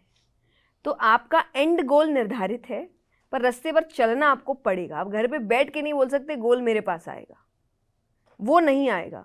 जैसे आपने कोई रास्ता चुना तो उसका जो एंड गोल है वो निर्धारित है। मान लीजिए आप किसी हाईवे से जा रहे हैं, ये आपको दिल्ली पहुंचाता है, ये आपको बॉम्बे पहुंचाता है, ये आपको बैंगलोर पहुंचाता है, जो भी। अब ये निर्धारित है, इस रास्ते से जाओगे दिल्ली ही आएगा, बैंगलोर नहीं आएगा, बैंगलोर उसी रास्ते से आएगा। जाना किस रास्ते में है ये भगवान आप पे छोड़ के रखे। एंड गोल मैं निर्धारित करके रखा हूं, यहां से जाएगा तो ये होगा, वहां से जाएगा तो ये होगा, बस जाना कैसे वो तू देख। अब व्यक्ति कहे मैं जाऊं ना, जैसे आपके अगर मान लीजिए कुंडली में किसी ने कहा कि भाई आपके राजयोग लिखा है, बहुत धन की वर्षा होने वाली है, अब व्यक्ति घर पे बैठ गया वर्षा होगी, है ना, अब काम नहीं। अरे नहीं भाई, मतलब अगर तुमने काम किया, तुमने सही तरीके से मेहनत की तो राजयोग है। ये चीजें निर्धारित होती है। और फिर इस पर मैंने दूसरी बात भी कही थी कि देखिए बिल्कुल आपकी जिंदगी की किताब पहले से लिखी हुई है, पर आपको नहीं पता कुछ पन्नों पे भगवान ने लिखा है जैसी तुम्हारी मर्जी। वो मर्जी तो आपने सोने में निकाल दी, तो भगवान बोलेंगे अब मैं क्या करूं, मैंने तो पन्ना खाली दिया था कि लिख अपने मन की चीज इसमें। तो इसीलिए देखिए एंड गोल निर्धारित है, इसीलिए भगवान कहते कर्म कर, फल की चिंता मत कर, क्योंकि वो हाथ में नहीं आपके हाथ में सिर्फ कर्म करना है। कर्म अनुसार क्या देना है वो तय करेगा। इसलिए हार जीत अर्जुन की भगवान के मैं तय करूंगा, लड़ना तुझे है। तो इसलिए क्यों लड़ रहा है, मैं जीतूंगा मैं हारूंगा, भगवान के किसने बोला हारेगा जीतेगा, किसने बताया कि तू हारेगा कि जीतेगा, वो मैं तय कर रहा हूं क्या करेगा, लड़ना तुझे पड़ेगा। संतुष्ट? कल से ब्लेम नहीं करना माता जी को, सुबह क्यों जगाती हैं, है ना। मेरा नाम अंकित है और कुछ देर पहले आपने एक बात बोली थी कि जब हम मंदिर जाते हैं, देवालय जा रहे हैं, भगवान के पास जा रहे हैं, तो हमें उन चीज़ों को नहीं साथ कैरी करना चाहिए या फिर ऐसी चीज़ें नहीं करनी चाहिए जो उधर के नियम को साक्षी नहीं मानते या फिर नहीं सही ठहराते। बट मैंने एक चीज़ नोटिस की है, मंदिर हम जाते हैं, I have all faith in almighty, मैं मंदिर जाता हूँ, तो कई दफ़ा क्या होता है, हम बड़े मंदिर जाते हैं कि एक बड़ा ज्योतिर्लिंग है, वहाँ जा रहे हैं हम दर्शन करने, पर वहाँ पे भी ना एक डिवीज़न देखने को मिलता है कि अचानक से कोई बड़ा वीआईपी या फेमस इंसान आता है, या फिर फेमस इंसान की पैरवी से कोई आता है। इसमें एक एक्सेप्शन है कि किसी को अगर सिक्योरिटी कंसर्न है तो जायज़ मानता हूँ मैं कि अगर वहाँ सीएम जा रहे हैं या पीएम जा रहे हैं या मंत्री को जा रहे हैं जिनको सिक्योरिटी कंसर्न्स हैं, जायज़ है। पर कोई अधिकारी है जो मतलब उसकी फैमिली है, ये लोग जाते हैं, फिर मंदिर में एक लाइन लगी होती है, टिकटेड लाइन है जिसके लिए लोगों ने पैसे दिए हैं ताकि स्मूथ दर्शन होंगे। उस लाइन को रोका जाता है, वहाँ मंदिर के अच्छे महंत, अच्छे पंडित जी लोग उनके साथ जाते हैं, उनको विशेष पूजा कराते हैं। पूजा करा के वो लोग बाहर निकलेंगे, वो लोग जाएंगे और ऐसे देखते हुए क्या पुअर पीपल कि उनके लिए प्रसाद वसाद तैयार है, उन्हें स्पेशल मतलब चीज़ें बताई जाती कि यहाँ देखिए ये अच्छा है, ये शिलालेख पे ये लिखा था, ये शिलालेख उस ईसा में मिला, ऐसा मिला। और उनकी फैमिलीज भी बड़ी इंटरेस्टिंग होती है, वो लोग भी कहते हैं oh my God yes, this is so interesting, you know, so quite spiritual. उसके बाद मुझे लगता है कि ऐसे लोगों के लिए आप क्या कहना चाहेंगी, मतलब क्योंकि मतलब इस देश में फिर थोड़ा सा एक फील होता है, एक पिंच होता है, उस लाइन में मैं खड़ा हूँ, धूप है, मेरे पैर जल रहे हैं, पर ठीक है मुझे भगवान की आस है कि मुझे भगवान के पास जाना है, ठीक है इतना तो सहना चाहिए। तो जब वो चीज़ ऑब्जर्व करो तो लगता है यार एक डिवीजन है इस देश में हर जगह। तो अब इसमें दो चीजें, yes, very nice question, direct मुझ पे आपने अटैक किया है। नहीं I'm so sorry. nothing नहीं मैं ये पर सिर्फ सीनो आपका, सिर्फ मेरा नहीं, क्योंकि हाँ, हाँ। और भी लोग हैं एंड आई नो, मैं भी जब जाती हूँ तो ये चीजें बिकॉज होती हैं। आपके लिए नहीं आपके जया लिए जी, मैं जायज इसमें है। एक चीज जोड़ देना चाहता हूँ। नहीं, जब अयोध्या मंदिर का प्राण प्रतिष्ठा होने के बाद वीडियो यूपी वायरल सरकार की हुआ ओर था। से एक गाइडलाइन जारी हुई है, मैं गाइडलाइंस की बात कर रहा हूँ, कि अगर किसी वीवीआईपी को दर्शन करने आना है अपने लाव लश्कर लेकर के, तो कम से कम आपको 15 दिन पहले सिस्टम को सूचित करना होगा, ताकि आप वेल मेंटेन तरीके से वो चीज़ कर लें, राइट? नहीं मैम, उसमें ना मेरा एक एक्सेप्शन ये है, अगर आप अपने ऊपर ही ले रहे हो तो ये मतलब ये नहीं लेना चाहिए, बिकॉज क्योंकि आप जाते हो तो हो सकता है बहुत सारे लोग हैं बीच में, मतलब आप चूंकि आप पॉपुलर बहुत हैं, ठीक है। मैं इसीलिए तो मैं दो आंसर्स में समझ गया आपकी बात। सो बहुत अच्छा क्वेश्चन, आप बैठ सकते हो आराम से। इसमें पहला चीज I would say, life is unfair and जितनी जल्दी एक्सेप्ट कर लोगे उतना अच्छा है। क्योंकि आज मैं अपने लिए इसलिए बोल रही हूँ क्योंकि मैंने ये दोनों वर्जन्स देखे हैं। मैंने वो दिन भी देखा है जब मेरा हाथ पकड़ के मुझे धक्का मार के स्टेज से उतार दिया है, और मैंने वो दिन भी देखा है जब मैं 15 पुलिस वालों के साथ दर्शन करने जा रही हूँ कहीं पर। मैंने दोनों समय देखा है, और उसके बाद मुझे चीज़ रियलाइज़ हुई है कि ऐसे ही नहीं बोला जाता उगते सूरज को सब सलाम करते हैं। तो आप ये मान लो कि लाइफ अनफेयर है और ये रहेगी, क्योंकि आप मुझे ऐसा एक भी समय बताओ जब अच्छाई ही अच्छाई थी, बुराई थी नहीं, और या एक भी ऐसा समय बताओ जब सिर्फ बुराई बुराई थी, अच्छाई थी नहीं। ये दोनों साथ में चलेंगे। तो एक चीज़ है कि है अनफेयर है, आप कुछ कर नहीं सकते इस चीज़ में। ये चीज़ ऐसी है कि आपकी पहचान होगी तो आप फ़ोन, और कल को जब आप उस पोजीशन पे आएंगे आप भी वही करेंगे, कि आप जब इस पोजीशन पे आएंगे तो आप चाहेंगे कि आज मेरे पास अगर वो पावर है तो मैं फ़ोन करके जल्दी दर्शन करा लूँ। You will do that no matter what. I have seen people doing that, I have seen myself doing that, कि उस वक्त हमको लगता है कि अरे ये कैसे निकल गया, और फिर हम भी वही कर रहे होते हैं, क्योंकि हमको पता है कि आज हमारे पास पावर है तो वाई नॉट, कि हम अगर जल्दी दर्शन कर सकते हैं। तो ये चीज़ एक है। दूसरा, मैं आपको, क्योंकि आपने सिर्फ मेरे लिए नहीं, हम दर्शन करने गए थे बॉम्बे, शिरडी, नो लाल बाग राजा, ओके। तो ऑब्वियसली हम वीआईपी में, वहाँ संख्या में लोग खड़े हैं और दर्शन है, तो मैं जैसे गई, वीआईपी दर्शन था, मुझे लोग पकड़ के ले जा रहे हैं, तो कई बार लोग बोलते हैं कि अच्छा चलो आप लड़की हैं इसलिए थोड़ा एक्स्ट्रा ध्यान रखना पड़ता है। और लेकिन इस पर भी बहुत बातें उठी थी कि देखिए कैसे नॉर्मली दर्शन करें, बाकियों को किस तरीके से किया जा रहा है। उसके 2 दिन बाद मैंने एक वीडियो देखा था विकी कौशल का, उनके लिए भी था, पर शायद वो कम सिक्योरिटी में गए थे। आप वो प्लीज़ वीडियो जाके देखिएगा, जिस तरीके से उनको पब्लिक उनको खींच रही थी, उनके कुर्ते को पकड़ रही थी, उनका हाथ इस तरीके से पकड़ा था कि वो वापस खींच नहीं पा रहे थे अपने हाथ को, लोगों ने इस तरीके से। तो आज अब वो सब दर्शन तो गणेश जी का करने आए थे ना, आपको क्या पड़ी है कौन आपके बगल से निकला, पर आप भूल गए उस वक्त कि सामने गणेश जी है, आपको है कि उनको विकी कौशल को देखना है। तो उसको भी ये चीज, मैंने दोनों बोला कि एक इंसान अपने पावर का भी इस्तेमाल कर रहा है कि हाँ भाई मेरे पास है तो मैं क्यों नहीं वीआईपी दर्शन करूं। दूसरा, कई जगह उसको पता है कि अगर मैं नॉर्मली गया, मेरा मन भी है, तो मुझे नॉर्मली कोई करने नहीं देगा, लोग मेरे पीछे आएंगे, मेरे साथ शायद फोटो खिंचाना है, चाहे मेरा हाथ पकड़ना है, चाहे मुझे देखना है, वो भी करेंगे। तो दोनों ही सूरतों में होता है कि कई बार वो कर नहीं सकते, उनको जाना ही उस दर्शन से पड़ता है कि वो खुद ही व्यवस्था बिगाड़ देंगे, और वो खुद भी नहीं, कई बार मंदिर वाले बोलेंगे कि आप ऐसे, मैं वृंदावन गई थी, मुझे आप विश्वास नहीं करेंगे, पुलिस वाले ने डांट दिया। क्यों? I was just being kind, कि कोई मेरे साथ फोटो खिंचा दे, मैं स्माइल करी, बोलते आप मत करिए, तो आपकी वजह से व्यवस्था बिगड़ रही है, आप यहाँ साइड में रहिए, क्योंकि उनको समझ आ रहा है कि व्यवस्था बिगड़ जाएगी यहाँ पर। तो कई बार उनके लिए उनको स्पेशली करना पड़ता है कि अगर ये नॉर्मली आए तो व्यवस्था बिगड़ जाएगी, सब पीछे लग जाएंगे, कोई ऐसे कर रहा हो, कोई वैसे कर रहा होगा। तो ये एक रीज़न होता है। दूसरा मैंने आपको बता दिया, लाइफ इज़ अनफेयर, आप मान लो उतना अच्छा आप। तो उस भीड़ की आस्था को आप क्या कहती हैं? I have an answer for this. तो फिर लाइफ में अनफेयर मान लूंगा, तो इन दैट सेंस फिर मेरा ऑलमाइटी से और फेथ कम हो जाएगा।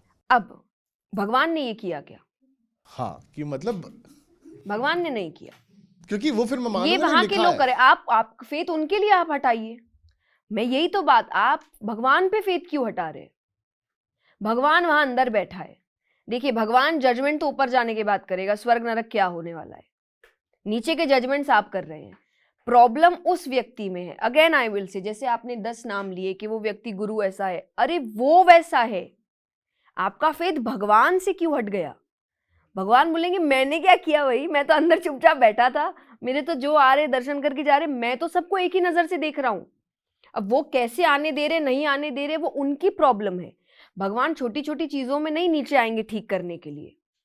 एक बहुत अच्छी कविता मुझे याद नहीं पर बहुत सुंदर तरीके से व्यक्ति ने लिखी है। फर्स्ट लाइन है कि उठो द्रौपदी, अब कृष्ण नहीं आएंगे। कि अब तुमको उठना पड़ेगा, तुमको लड़ना पड़ेगा कि अगर आपको कोई चीज गलत लग रही है तो आप उसको कैसे ठीक कर सकते हो, आप करो। फॉर एग्जाम्पल मेरे लिए, मुझे जब मैं इस फील्ड में आई थी, मुझे तो आने ही नहीं दे रहे थे कि लड़की व्यासपीठ पे बैठ ही नहीं सकती, आप कर ही नहीं सकते, आप कहाँ से लोगों को ज्ञान दे सकते हैं। बहुत ऑब्स्टिकल्स आए, लोग बीच में मुझे रोकने की कोशिश की, चाहे ट्रोलिंग है, चाहे फालतू बातें हैं, चाहे ये बोलना एक लड़की है सुंदरता की वजह से है, क्योंकि लड़की है तो उसका सक्सेस तो सुंदर ही होना होता है। बस बात, वो भले ही कितनी अच्छी कर रही होगी लेकिन उसका पूरा सक्सेस उसकी सुंदरता पे चला जाएगा। वो ये नहीं कहेंगे कि चलो एक अच्छा एडिशन है कि आपको किसी को देखकर अच्छा लग रहा है, और सुंदर कोई नहीं होता, या फिर ये कहें सुंदर सब होता है। इट्स ऑल अबाउट आप अपने आप को कैरी कैसे करते हो। कई जनों के वीडियोस है ना, बहुत एथलीट्स भी है, उनके पहले के वीडियो देख के लड़के बोलते हैं कि भाई तुम बदसूरत नहीं हो, तुम बस गरीब हो, है ना। कि उनका, या कि आप ग्रूमिंग जब होती है तो वो इंसान आपको बड़ा अच्छा लगने लगा है। तो it's not about beauty, it's all about how you carry yourself. आप क्या खा रहे हो, आप कैसे अपने आप को पोर्ट्रे कर रहे हो, यही आपको अच्छा दिखाता है। तो ये भी व्यक्ति की एक कलाई है कि वो कैसे कर रहा है, पर वो पूरा सक्सेस घुमा के उसमें चला जाएगा। बट मैंने ये नहीं बोला कि ये भगवान कर रहा है, मैंने बोला नहीं, वो तो मेरे सामने चैलेंजेस ला रहा है कि तुझे कुछ नहीं अच्छा लग रहा ना तो बदल, आ उस जगह के बदल सके। And I tried my level best कि मैं उस जगह आऊं, और एक लड़की होने के नाते फिर मैं इस पोजीशन पे आऊं कि कोई मुझे ये ना बोले कि लड़की हो क्या व्यासपीठ पे बैठ रहे हो। मुझे ये बोले कि बहुत बड़ी बात है कि इतने पुरुषों के बीच हमें कुछ नाम लड़कियों के दिखते हैं, उसमें से एक नाम आपका है।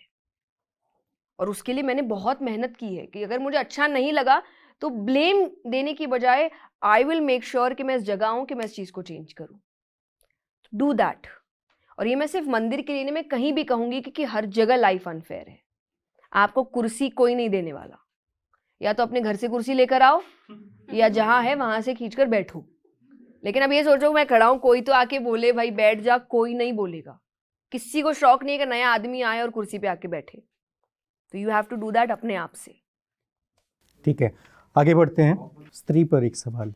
जी, आपने जब अभी कहा कि हक अब छीन के लेना पड़ेगा, कोई कृष्ण नहीं आएंगे, द्रौपदी को उठना होगा, अपने हक के लिए लड़ना होगा। मैं स्त्रियों के प्रश्न पे इसलिए भी आना चाहता हूँ क्योंकि आप कई बार अपनी कथाओं में स्त्रियों का जिक्र करती हैं।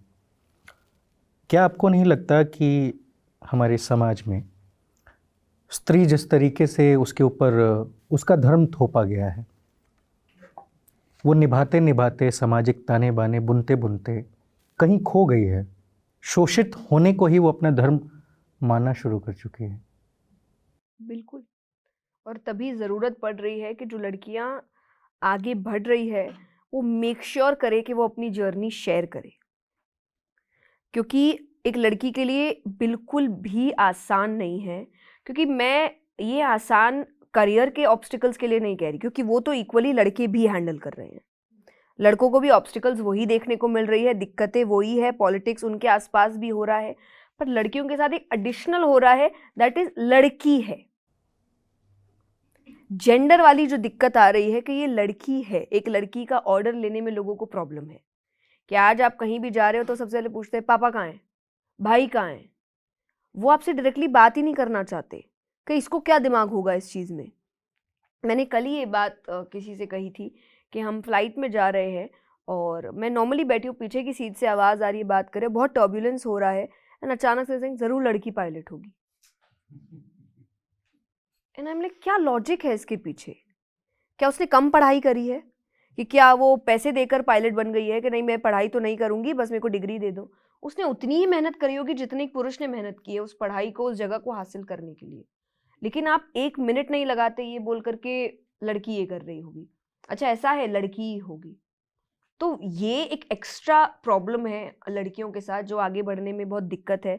पढ़ने देखिए, आज ना हम शहरों में रह रहे हैं, बहुत छोटा % है जो चेंज हो रहा है, बट मैक्सिमम जब आप गांव में और विलेज एरिया टाउन्स में जाइए, क्योंकि कथाएं करते हैं और हम कंटिन्यूसली ऐसी ऐसी जगह जाते हैं जैसी जैसी जगह के नाम भी नहीं सुने हमने, और हमें तब ऐसा लगता है कि बहुत टाइम है अभी चेंज आने में।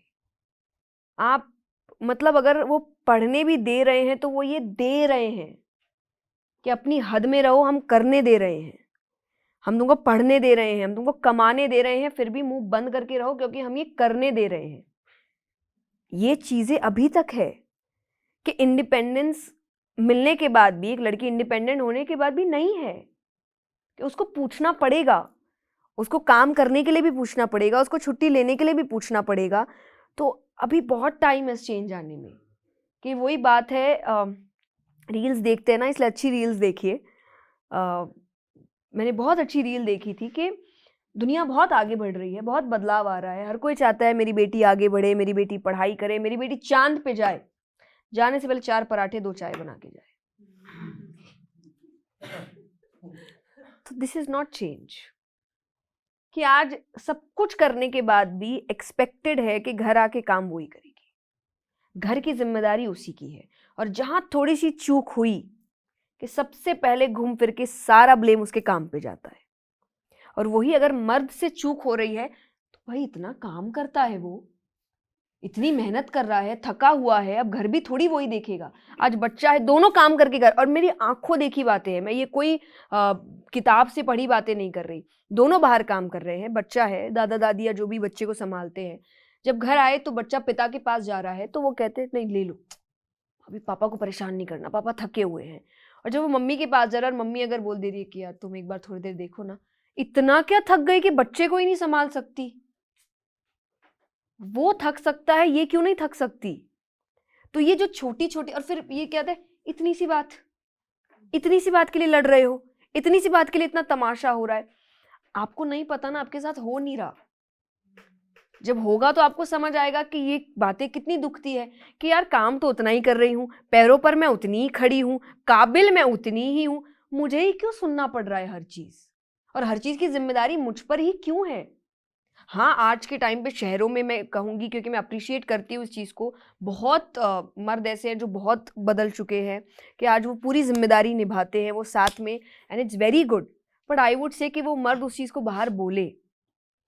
कई बार वो कर रहे हैं लेकिन वो बाहर नहीं दिखाना चाहते कि बाहर नहीं बोलना। इसीलिए अगेन आई विल से, एक रील आई थी कि एक पति अपनी पत्नी के पैर दबा रहा है, जो हो सकता है कि अगर उसको तकलीफ हो, पत्नी भी कई बार पैर दबाती है, फनी रील था, पैर दबा रहा है, अचानक से सासू का गेट खुलता है और वो अपनी अंडरस्टैंडिंग है उनकी कि नहीं नहीं देख कमरे में तो है, तुरंत से पति ऊपर बैठ गया, पत्नी नीचे बैठ गई और पत्नी पैर दबाने लग गई। वो भी तो लेडीज ही होती है ना, वो भी लेडीज ही होती है और लेडीज को ही बोलती है, वो भी इन चीजों से निकल चुकी होती है। बिल्कुल बिल्कुल, और स्पेशली उन चीजों से निकल चुकी है। ये भी है, इसीलिए कहते हैं औरत ही औरत की दुश्मन है। बिल्कुल, हाँ हाँ, नहीं और सही है एक्चुअली, क्योंकि देखिए जो मर्द ताली बजा रहे हैं, ये नहीं, मैं गलत नहीं कह रही, ये पीड़ित है कि आज कई बार घर के झगड़ों में ये पढ़ना भी नहीं चाहते हैं बीच में, लेकिन कई बार चाहे बहन पीछे से बोल रही होगी कि बोल भाभी ने ये गलत किया है, या उसकी मॉम कह रही होगी कि नहीं ये गलत है, और वो नहीं चाहता कि झगड़ा हो, लेकिन उसको बोलना पड़ता है।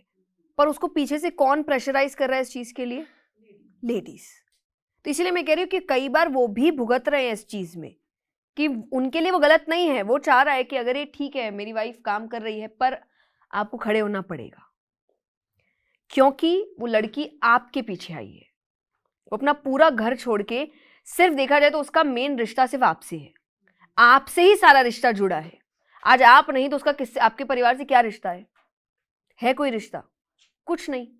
तो उसके रिश्ते तो आपसे ही जुड़े हैं, तो आपको ही वहां पर उसका सम्मान खड़ा करना पड़ेगा कि नहीं, नहीं करेगी, नहीं, ये उसका मन है, वो ही करेगी। और आपको बहुत अच्छा लगेगा जब आपकी बहन का पति भी उसके लिए कर रहा होगा, तब आप बहुत खुश होंगे। कि जैसे एक सासू है, बहुत अच्छा ऐड आया था ये, कि वो अपने बेटी के घर गई है और वो बड़ी खुश हो रही है कि जो उनका जवाई है वो उसका किचन में हेल्प कर रहा है और वो बेड ठीक करने में काम कर रहा है। और उसके बाद वो अपने पड़ोस वाली से मिलती है तो उसको बोले, अरे जवाई कैसा? अरे बोले बहुत अच्छा है, सारे काम करता है, मेरी बेटी के हर वक्त मदद करता है। और बोले, पर तेरी तो बहू भी नहीं आई ना? अरे पीछे घुमा के रखिए मेरे बेटे को, किचन में भी घुस रहा है, घर भी वही देख रहा है, बच्चे को भी साथ में संभाल रहा है, गुलाम बना दिया है। एंड आई एम लाइक, वही आपकी बेटी का पति कर रहा है, बट वो आपको अच्छा लग रहा है, लेकिन वही आपके घर में और आपको बुरा लग रहा है। तो ये मर्दों के लिए भी कि आपकी बहन का पति जब ऐसा होगा आपको बहुत खुशी होगी, पर आप वैसे नहीं है, आप वो चीज नहीं कर रहे, तो वो करिए और ओपनली करिए। डरिए मत कि लोग आपको जोरू का गुलाम बोलेंगे। और क्या बात है, वो मेरे साथ खड़ी है, मुझे हर वक्त सपोर्ट कर रही है, मेरे सुख दुख में मेरे साथ खड़ी है, तो हो भी गया तो कौन सी बड़ी बात है। और तभी जाके उन्होंने आप रिस्पेक्टफुली जब एक दूसरे के लिए बोलेंगे कि हाँ हम हैं एक दूसरे के साथ, एक दूसरे से प्यार करते हैं और एक दूसरे की खुशी के लिए अगर कोई भी रोल निभाना होगा निभाएंगे। दुनिया कुछ भी बोले, क्या फर्क पड़ता है, एंड में तो रिश्ता आपका है और संभालना आपको है। वही तो आई एम सेइंग कि बोलना शुरू करिए, स्पेशली वो लोग जो ये चीज करते हैं पर बोल नहीं रहे हैं। चेंज कैसे आएगा अगर आप बोलेंगे नहीं तो? हालांकि किसी ने कर दिया तो ये खराब क्या है, ये सोचने से बेहतर है कि ये क्यों नहीं होना चाहिए। बिल्कुल ये ऐसा होना ही चाहिए, क्योंकि जब तक वो चीज़ें नहीं होंगी तो फिर बराबरी का एहसास तो हम कभी करा ही नहीं पाएंगे। और रही बात जिस विषय पे शायद किसी पुरुष की हंसी छूट गई, मुझे लगता है कि अगर ये कहा जा रहा है आज भी कि एक औरत की दुश्मन है, एक महिला की दुश्मन है, तो मुझे लगता है कि इस विषय पर भी एक इंसान को, या फिर अगर खासकर वो पुरुष है, तो ये संवेदनशील मुद्दा है जिस पर विचार करना चाहिए। बिल्कुल मैंने आपको माना, पर मैं आपको क्यों ये बात है कि ये ट्रूथ है। आज अगर सासू खड़ी हो जाए कि मेरी बहू ये नहीं करेगी, तो मैं आपको कोरे पन्ने पर लिखती हूं, उससे कोई नहीं करवा सकता वो। क्योंकि आज अभी भी हमारे समय में ना एजेड औरतों के पास बहुत पावर है, घर का पूरा पावर उनके हाथ में है। वो अपने पतियों को बोल देती है घर में नहीं बोलना कुछ, क्योंकि जब पहले जिस तरीके के काम होते थे औरतें वो काम नहीं करती थी। खेती है तो उन्होंने फिर बांट लिया था कि देखो इस टाइप के काम मर्द करेंगे, घर का पूरा ध्यान रखना मेरा काम। पर अब आपने वही बना दिया कि नहीं घर औरत ही करेगी। पर क्योंकि काम बदल चुके हैं, बाहर के काम भी औरत कर सकती है। उस वक्त मुश्किल था बहुत कि चाहे खेती करना हो, रात बिरात नहीं जा पाती थी, तो उन्होंने अपने अपने रिस्पॉन्सिबिलिटी बांध ली। वो रिस्पॉन्सिबिलिटी कैसी थी कि मैं बाहर कुछ भी टिप्पणी नहीं करूंगी, वो तुम्हारा क्षेत्र है, अच्छे से करो, घर मेरा क्षेत्र है, बोलना नहीं है कुछ। तो पहले आप देखिए दादियाँ नानियाँ उनकी चलती थी, नानी का घर होता है, नाना का घर कभी नहीं होता।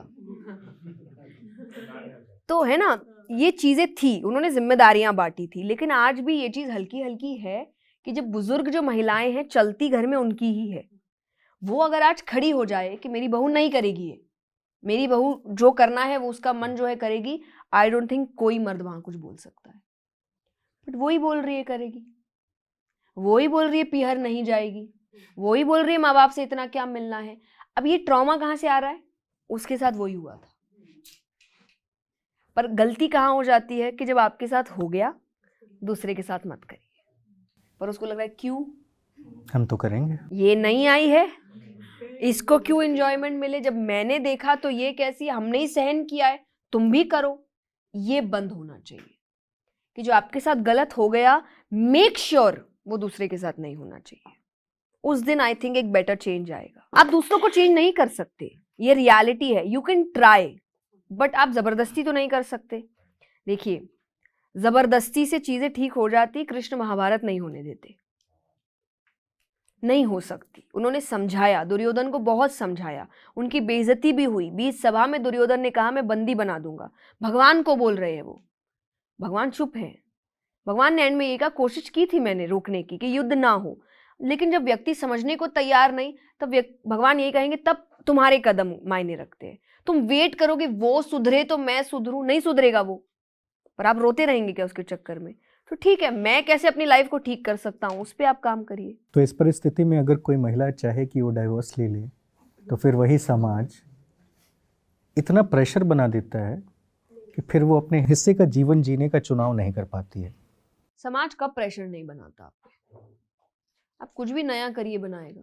मैंने जैसा कहा कि आज एक लड़की व्यासपीठ पे बैठना चाहती है, पूरी कोशिश थी ना बैठे, आज वही समाज तालियां बजा रहा है। आप कुछ नया करने की कोशिश करेंगे तो समाज तो रोकेगा। मैं दोनों तरफ कहूंगी कि मैं नहीं कहती रिश्ता तुरंत तोड़िए, क्योंकि शादी कोई वो 3-4 दिन का फंक्शन नहीं है जो देखकर व्यक्ति शादी की ओर आकर्षित होता है। अरे हल्दी लगेगी, मेहंदी लगेगी, संगीत होगा, घाघरे होंगे, शेरवानियां होगी, गहने होंगे, इतने मेहमान होंगे, ये 4 दिन बाद घर जाएंगे, एक कमरे में आप दोनों रहेंगे। तो ये बहुत जिम्मेदारी का काम है, बहुत सोच समझ के फैसला होना चाहिए, और उसके बाद आप अपने पूर्ण रूप से एफर्ट्स दीजिए उस रिश्ते को चलाने में। पर एंड में लोग जब ये बोल रहे हैं कि ये नहीं हो रहा और अब हम दो की वजह से सब सफर कर रहे हैं, बच्चा सफर कर रहा है। आज पेरेंट्स की लड़ाई में बच्चे पर कितना ट्रॉमा आता है, आपको आइडिया है? क्योंकि वो छोटा बच्चा है, अभी तो वो समझ भी नहीं रहा कि इशू है उसके सामने। जब रोजाना गालियां हो रही है, लड़ाई झगड़े हो रहे हैं, चिल्ला चिल्ली हो रही है, वो बच्चे पे क्या बीत रहा है। सेकंड, वो बच्चा वही स्टैंडर्ड सेट कर रहा है। एक लड़की होगी तो स्टैंडर्ड सेट करी कि पति ऐसे ही होते हैं, कल को जब उसका पति करेगा ना तो उसको वो नॉर्मल लगेगा।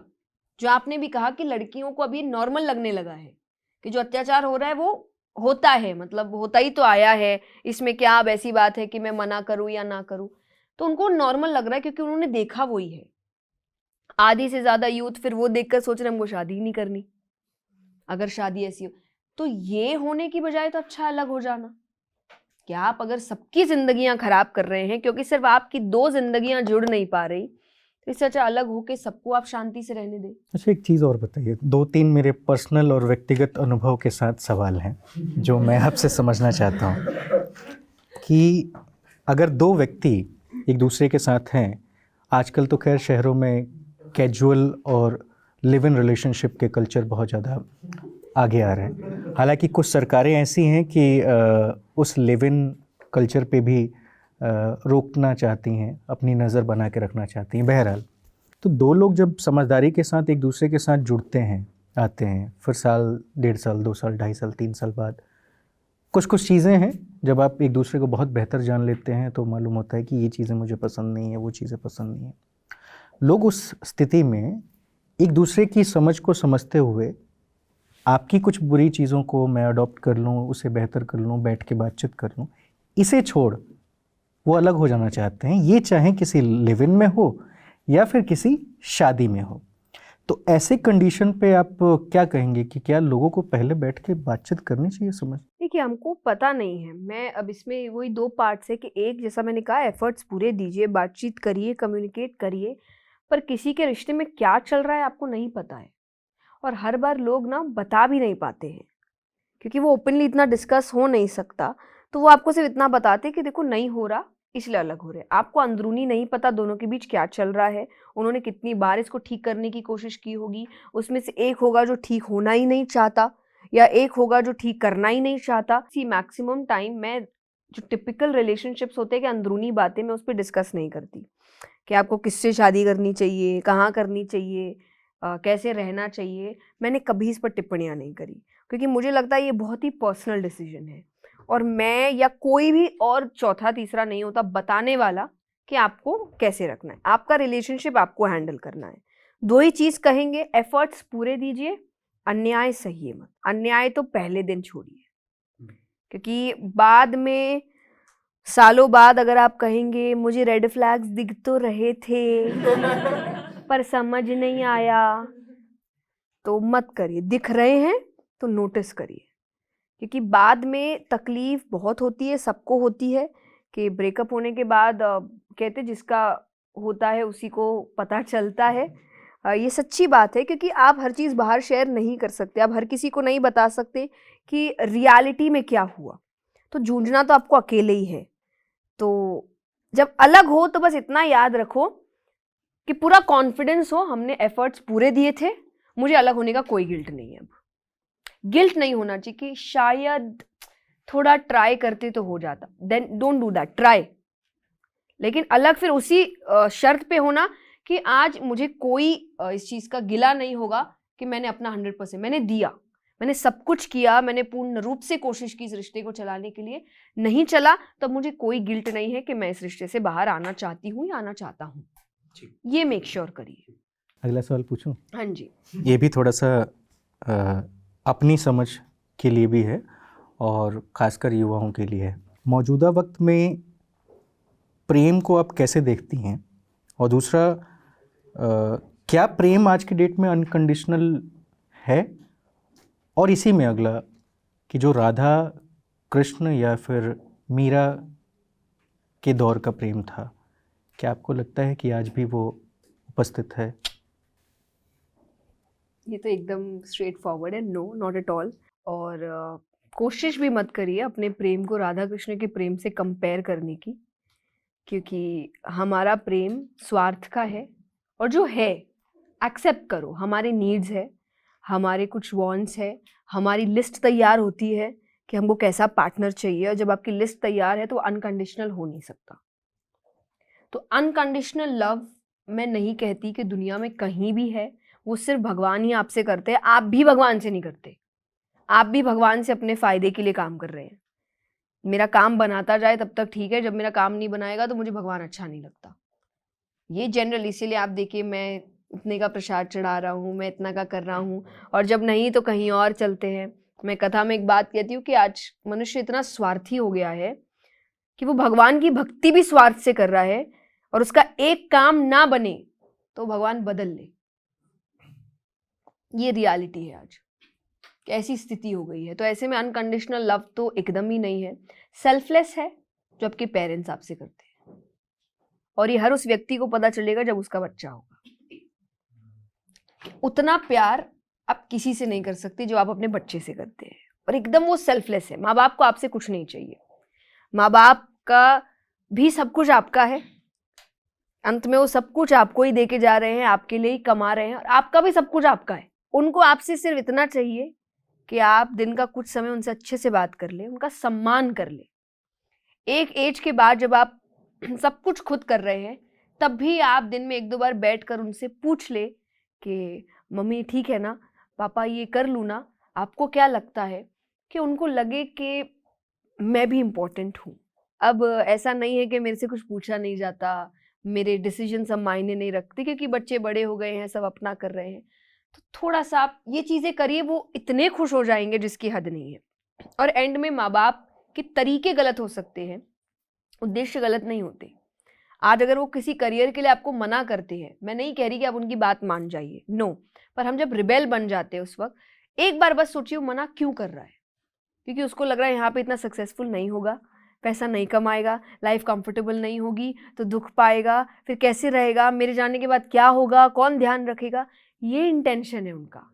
तब आपको बस एक उनको समझाना है, या उस वक्त अपना काम करके दिखाना है। कुछ साल नाराज रहेंगे, जब आपको यहाँ पे सक्सेसफुल देख लेंगे खुश हो जाएंगे कि ठीक है। तो हर क्षेत्र में उनका उद्देश्य गलत नहीं है, खुशी चाहते हैं वो आपकी।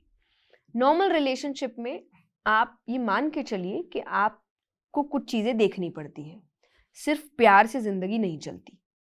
और मैं उसके लिए नहीं कह रही कि आप पैसा देखिए, नो, आपको इंसान की कुछ क्वालिटीज़ देखनी पड़ेगी, क्योंकि वो रिश्ता आप खुद जोड़ रहे हैं। तो उस जोड़ने में आपको ये पता होना चाहिए कि ऐसी कौन सी चीज़ें हैं जो मैं एडजस्ट कर सकता हूँ या कर सकती हूँ, और कौन सी चीज़ें हैं जो मेरे प्रिंसिपल्स के खिलाफ है। क्योंकि जब प्यार का भूत उतरेगा ना, तब वो चीज़ों से नफरत होने लगेगी। पहले इंसान कहता है कि उसकी बुरी चीज़ें भी प्यारी लगती है, कह रही सो स्वीट, मुझे डांट दिया, सो स्वीट, कितना पॉजेसिव है मेरे लिए। 3-4 साल बाद वो टॉक्सिक हो जाता है ना। वो क्या होता है प्यार, मतलब मैं ये नहीं कह रही जो प्रॉपर नहीं, वो जो अट्रैक्शन वाला प्यार होता है ना, जो हॉर्मोन्स का प्यार होता है, जो एक हाइप क्रिएट करता है, वो उतरता है। 1-2 साल में उतरता है इंसान का। और तब आपको प्यार किस चीज से होता है? मानसिकता से। उसकी पसंद क्या है, उसकी सोच कैसी है, उसका व्यवहार कैसा है, वो चीजों को कैसे हैंडल करते हैं, इन चीजों से प्यार बढ़ता है। और अगर ये चीजें सही नहीं है तो वो कुछ साल बाद आपका जो जब हाइप खत्म होगा तब आपको ये चीजों से नफरत होने लगेगी कि कैसा इंसान है, कैसे बात कर रहा है। और एक अगर मैं कहूँ, क्योंकि मेरे हिसाब से आई थिंक अभी यहाँ पे आपने वो बचकानी एज तो पार कर ही दी होगी सबने, जब हमें हर चीज प्यार में अच्छी लगती है, अलग ही फ्लो में घूम रहे होते हैं हम, दिमाग में गिटार बज रहे हैं, ये है। I have cross that age and I have understood one thing कि अब अगर आज मैं, क्योंकि मेरी शादी नहीं हुई है और मुझे करने का मन है, तो आप देखते हो कि आप किसी व्यक्ति से अगर बात करना भी चाहते हो तो आपका एक थॉट प्रोसेस होता है कि क्या क्या देखे, करना चाहिए कि नहीं। एक चीज जो आपके रिश्ते को बहुत एक परमानेंट स्टैम्प दे सकती है, जब आप उस इंसान को देख रहे हो, लड़का हो या लड़की, आप ये विचार करिए, क्योंकि मैं लड़की हूं तो मैं देखिए उसी सेंस में बोल रही हूँ, लड़का अपने आप देख ले कि क्या मैं चाहूंगी कि मेरे बच्चे का पिता ये हो। क्योंकि आप एक इंसान के फ्लॉज, उसकी गलत सोच नजरअंदाज कर सकते हैं जब आप अपना प्यार देख रहे हैं, पर अब अपने बच्चे के लिए आप कुछ कॉम्प्रोमाइज नहीं करते। तो would you want that person कि वो आपके बच्चे के आसपास रहे, वो आपके बच्चे को सीख दे, उसके संस्कार आपके बच्चे में आए? और अगर आपका आंसर है yes, please get married to that person. और अगर आंसर है नो, नो मैटर आपको कितना ही प्यार का नशा है, मत करिए, क्योंकि जब नशा उतरेगा आपको उसकी हरकतें अच्छी नहीं लगेगी। तो ये एक बहुत अच्छा तरीका मुझे लगता है रिलेशनशिप को आंकने का या उस रिलेशनशिप में जाने का, क्योंकि माँ बाप हर चीज सहन कर सकते हैं, बच्चे के साथ गलत सहन नहीं कर सकते। तो ये एक अच्छा तरीका हो प्रेम हुआ कभी आपको? आई एम सॉरी बट मैं अपनी प्राइवेट लाइफ डिस्कस नहीं करती।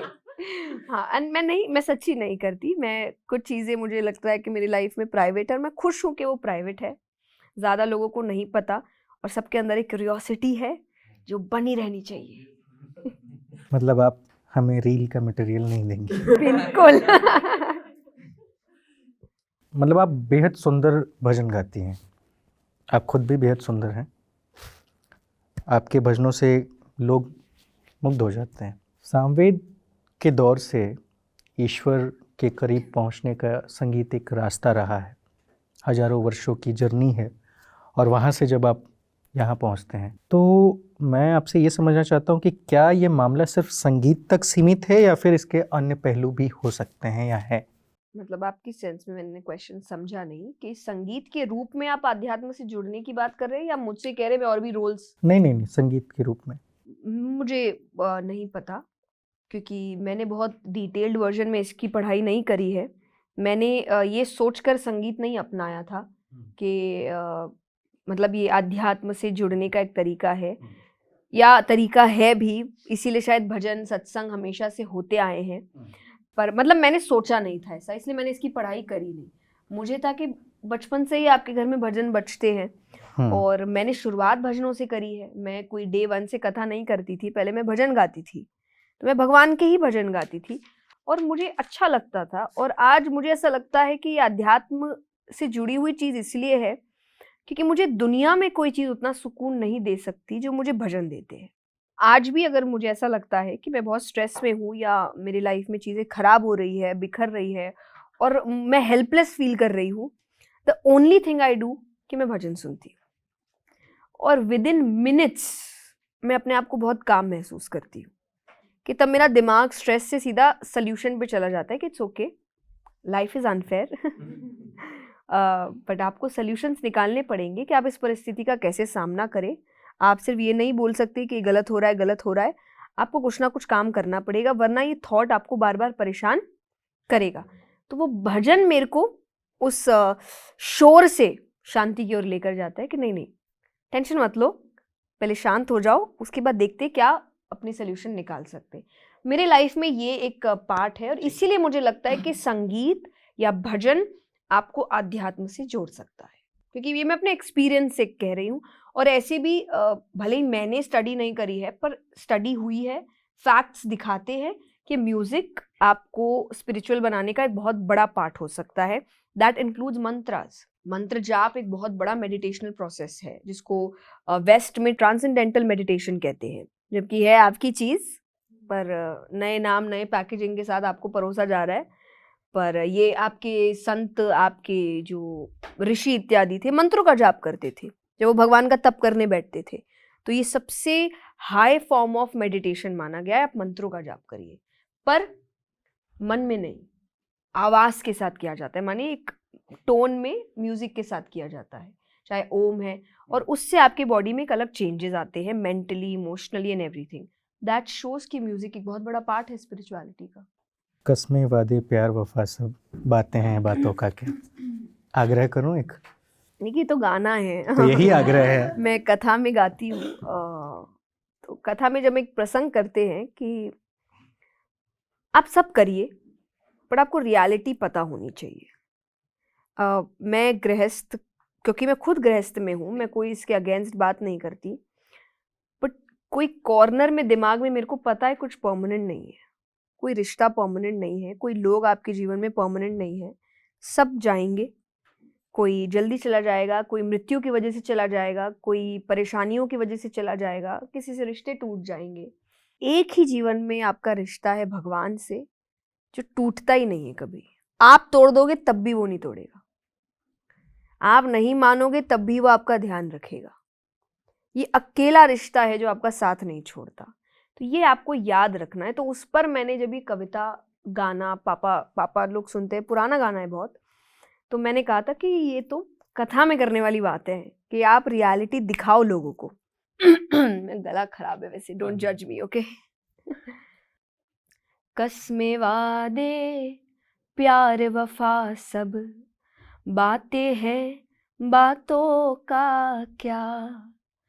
कोई किसी का नहीं ये झूठे नाते हैं नातों का क्या. कसमें वादे प्यार वफा सब बातें हैं बातों का क्या. ये बातें ही है ना. सब आप लोग, सब यंग लोग हैं यहाँ, रिलेशनशिप में जाते होंगे, तो बातें ही हैं कि आप चांद तारे तोड़ ले आएंगे, ये कर देंगे. बगल की दुकान से सामान नहीं लाते लोग, तारे तोड़ लाएंगे. आज के ना कुछ भजनों को लेकर के मुझे थोड़ा सा दुख होता है. आपके एक भी भजन नहीं उसमें, मैं बता रहा हूँ. आप, आई लव इट कि मेरे एक्सप्रेशन ही बता देते हाँ. कि मेरे मन में क्या चल रहा है. नहीं, वो जो आपका लुक है ना, वो मैं पहले ही सोचने में, नहीं आपके प्रति बिल्कुल भी नहीं है, आप सब्र करें. ओके, हाँ चलो, थैंक यू. बेहद प्यारा आपका एक गीत है, भजन कह लीजिए, कि राम आएंगे आएंगे राम आएंगे. आपके उस भजन से एक आस्था, एक ईश्वर के प्रति प्रेम झलकता है. अन्य इतने सारे खुले मंचों से इस तरह के गाने निकल रहे हैं जो किसी एक जाति, समुदाय, संप्रदाय, धर्म को गाली दे रहे हैं. न चाहते हुए भी कभी ना कभी आपने देखा सुना जरूर होगा. नहीं, कुछ नहीं सुना, मुझे मत फंसाइए. You can ask a question. हाँ बिल्कुल. क्या कहेंगे ऐसे लोगों के प्रति? क्या ये ईश्वर के प्रति उनकी आस्था को दिखाता है, झलकाता है, या फिर ईश्वर के मार्गदर्शन से या उनके रास्ते से हटकर ईश्वर जो चाहते हैं बेसिकली उनको छोड़ के बाकी सब हो रहा है? अब इसका सुख राजनीतिक हो या फिर कुछ भी हो. देखिए, मैंने कहा कि मैं बहुत डिटेल्ड आंसर नहीं दूंगी इसका, शॉर्ट में समझाएं. बिल्कुल शॉर्ट में मैं एक ही चीज़ कहूँगी कि अपने आप को बड़ा बताने के लिए किसी और को नीचे गिराने की ज़रूरत नहीं है. आप अपनी बात रखिए. जैसे मुझे जब कहते हैं कि जब आप कंपैरिजन्स करते हैं, मुझे ऐसा लगता है मुझे कोई कंपैरिजन नहीं करना. मेरा काम है मेरे धर्म की बातें आप तक पहुंचाना, जो बहुत अच्छी है, लेकिन उसको अच्छा बताने के लिए मुझे ये नहीं बताने की ज़रूरत है कि वो बुरा है देखो इसलिए अच्छी है. इसका मतलब ये अच्छी है ही नहीं. अगर कहते हैं ना कि अगर मैं अपने आप को बड़प्पन दिखाऊं, तो अगर मुझे बड़ा बताने के लिए आपको किसी और की बुराई करवानी पड़ रही है कि देखो मैं अच्छी इसलिए हूँ क्योंकि मैं ऐसा करती हूँ, वो तो ऐसा करती नहीं है, मतलब मैं अच्छी नहीं हूँ. मैं इसीलिए एग्जाम्पल्स जोड़ रही हूँ आपको दिखाने के लिए, नहीं मैं अच्छी हूँ, मान लो मैं अच्छी हूँ. पर ऐसी कोई बात है ही नहीं। आपके धर्म में इतनी प्यारी प्यारी बातें हैं, इतनी अच्छी अच्छी चीज़ें हैं, आपको भगवान से जोड़ने का काम कर रही है। Why would you want to make it negative कि आप किसी और को नीचा दिखा के काम करें? तो मैं तो डेफिनेटली इस चीज़ को सपोर्ट नहीं करती कि अगर मैं अपनी बात कहीं रख रही हूँ तो उसके सपोर्ट में मैं किसी को नीचा गिरा कर इसकी बात रख रही हूँ, क्योंकि ज़रूरत ही नहीं है ना। ज़रूरत हो तब करिए, आपको ज़रूरत है ही नहीं, इतनी अच्छी बातें हैं आपके पास, आप सिर्फ बात सामने रखिए। मुझे अगर किसी को ये सिखाना है कि सच्चाई अच्छी है तो मुझे ये नहीं दिखाना पड़ेगा कि झूठा कौन कौन है, मुझे बस सच्चा होके दिखाना है कि देखो सच्चा होके मैं सक्सेसफुल हो गई, तुम भी हो सकते हो, दैट्स इट। आप लगे पड़े हैं झूठे लोगों में, ये किसी के लिए भी है कि आप इंसान को भी आप नीचा गिरा रहे हो, ये कि नहीं नहीं वो झूठा है इसलिए मैं सच्चा हूँ, वो ऐसा है। क्यों? अगर आप बात भी करें कि नहीं मैं अच्छाई दिखा रहा हूँ तो अच्छाई करके दिखाओ, जो अच्छा है उसी को बस सामने रखो, जो नहीं है आप उसकी बात ही क्यों कर रहे हैं? और अगेन जो मैंने कहा कि अगर आपको इसकी ज़रूरत पड़ रही है तो दैट शोज कि वो नहीं है, तो डोंट डू दैट, कि कहीं ना कहीं वापस से आप जो चीज़ अच्छा करने की कोशिश करें आप उसी को नीचा गिरा रहे हो। आज आपके मन में क्या बात आ रही कि कोई जो भजन गा रहा है इनडायरेक्टली आप डिमीन भजन को कर रहे हो, तो बात तो खराब हो गई ना, कि आपका जो उद्देश्य था वो तो पूरा हुआ ही नहीं। कि मेरा उद्देश्य अगर सनातन धर्म को आगे ले जाना है और आपको मेरी बात सुन के सनातन धर्म ही अच्छा नहीं लग रहा है तो फिर तो मेरा उद्देश्य खराब हो गया, मैं काम गलत कर दिया। इस पूरे इंटरव्यू में इस तरह की कोई सवाल नहीं रखना चाह रहा था, लेकिन जब मैं थोड़ा बहुत पढ़ रहा था तो मुझे लगा कि आप जैसे इंसान से भी इसके बारे में पूछना चाहिए, क्योंकि मेरी प्रॉब्लम क्या है आपके ना, बहुत सारे भक्त हैं। नहीं मेरी प्रॉब्लम है मैं लोगों के बारे में बात नहीं करती, ये इश्यू है। वरना तो आप मुझसे 10 सवाल करिए, मैं अच्छे अच्छे आंसर दूं आपको, पर मैं नहीं करती। और ये मैंने बहुत पहले ही अपने आप से वादा किया था जब मैं इस फील्ड में समझदारी से, ऐसे तो मैंने बचपन से एंट्री की, पर मैं छोटी थी। आप यंग होते हो, आपको चीज़ें पता नहीं होती, आप कई चीज़ें देखा देखी कर रहे होते हो कि इस फील्ड के जो जानकार है अच्छा ये ऐसा कर रहे हैं। बट एक पर्टिकुलर एज के बाद मुझे ये चीज़ समझ आई थी और मैंने कहा था कि मैं कभी किसी भी व्यक्ति के ऊपर बात नहीं करूँगी कि वो ये गलत कर रहा है, वो ये सही कर रहा है। मुझे नहीं पता कौन क्या कर रहा है, आप मुझे देखो, मैं जो काम कर रही हूँ आप उसको देखिए। मैं पूर्ण रूप से अच्छा काम करने की कोशिश कर रही हूँ। मैं कोशिश कर रही हूँ कहीं से भी नेगेटिविटी ना हो, कहीं से भी कोई ऐसी बात ना हो जो सुन के आपको लगे कि नेगेटिव था, अच्छा नहीं था। I try my level best to do that. और उसका एक और तरीका होता है कि जब आप किसी और के बारे में नेगेटिव ना बोलो। तो ये मेरी प्रॉब्लम है, इसीलिए कई आंसर्स लोगों को नहीं मिल पाते, क्योंकि मैं बात नहीं करती। मुझे भी पता है कौन सही है, कौन गलत है, कौन क्या कर रहा है, नहीं कर रहा है, पर वो उसके अपने कर्म है और उसका जजमेंट करने के लिए ऊपर वाला बैठा है। ठीक है, तो मैं सही वो सवाल करेगा ही तो हटा अच्छा देता हूँ। जजमेंट होगा, नहीं करेगा तो ठीक है, मैं वो सवाल ही हटा देता हूँ। Thank you. You said that whenever our work is getting done, we're happy with God, and whenever it's not, we just like it's not working with us. But how do I justify something in my life? For example, like if I lost a few of my dear ones, right? And it was not their time to go, and it was too early for them to go, and you need them so much in your life that they were taken away from you, and you till date are not able to make that connection again with God, because you are so upset about the fact that when you need them the most, you're not able to connect, right? So how do you justify something like that, and how do you get over something like that is what I would like to ask. I'm very sorry for your loss. But see, हम नहीं decide करते कौन कब जाएगा, it's all pre decided. जिसे हम कहते हैं जब इंसान जन्म लेता है उसी दिन तय हो चुका होता है वो कब जाएगा। Second, when you read shastras or when you are in spirituality or when you are being religious, what everyone teaches you is आप अकेले आए थे, आप अकेले जाएंगे। आपको ये समझना होगा कि कोई भी परमानेंटली आपके साथ नहीं रहता, कोई कभी भी जा सकता है। पर हमारी प्रॉब्लम है हम डेथ के ऊपर बात नहीं करते। किसी के घर में भी डेथ के ऊपर बात नहीं हो रही है। हर इंसान जब भी डेथ के ऊपर बात होगी, अच्छा अच्छा बोलो, ऐसा बोलो ही मत। क्या नहीं बोलने से नहीं आएगा? उसको जब आना है वो आएगा, पर आपके लिए वो एज अ शॉक आएगा कि आपने तो सोचा ही नहीं ऐसा कुछ हो सकता है। बट यही है कि हम सोच नहीं रहे। इसलिए कहा एक सॉन्ग है, भले ही वो सॉन्ग बहुत हैप्पी सॉन्ग है, बट एक आपको लेसन देता है, अपना हर पल ऐसे जियो जैसे कि आखिरी हो। कि यू हैव टू अंडरस्टैंड कि इसको कल ही कुछ हो सकता है। क्या मैंने इतना समय बिताया है इस इंसान के साथ कि अगर कल कुछ हो गया तो मैं ये ना सोचूं कि यार मैंने तो समय ही नहीं दिया। ये स्पेशली मैं यूथ के लिए कहती हूँ कि आज जब हम करियर के पीछे भाग रहे होते हैं, हम रिलेशनशिप्स के पीछे भाग रहे होते हैं, हम भूल जाते हैं कि आप जवान हो रहे हैं। आई नो आपके माँ बाप बूढ़े हो रहे हैं, उनका टाइम खत्म होता जा रहा है और अभी उनको बहुत ज़रूरत है आपके प्यार की। लेकिन उस वक्त हमको लग रहा है पूरी तो ज़िंदगी पड़ी है, पूरी तो ज़िंदगी पड़ी। अरे अगले पल नहीं पता आपको क्या हो जाएगा, किसी की ज़िंदगी का कुछ नहीं पता। So you have to give that time, but you have to understand कि ये आएगा, किसी के साथ भी आएगा, आपके साथ भी आ सकता है। आज मान लीजिए आपके पेरेंट्स बहुत बूढ़े हैं और उनका पूरा सहारा आप है, कल को आपको कुछ हो जाए तो फिर वो कहेंगे अरे हम कैसे, तो उनको भी ये चीज़ समझनी पड़ेगी इसको भी कुछ हो सकता है। तब हमारा क्या होगा, तब हम कैसे रहेंगे। बुद्धा की एक स्टोरी है कि किसी के घर में कोई डेथ हुई और जिनकी हुई उनका जो बच्चा है वो उनके पास रोते हुआ है कि मैंने बहुत आपको माना है, मैंने बहुत, आप बस एक काम कर दो मेरा, उनको वापस ले आओ।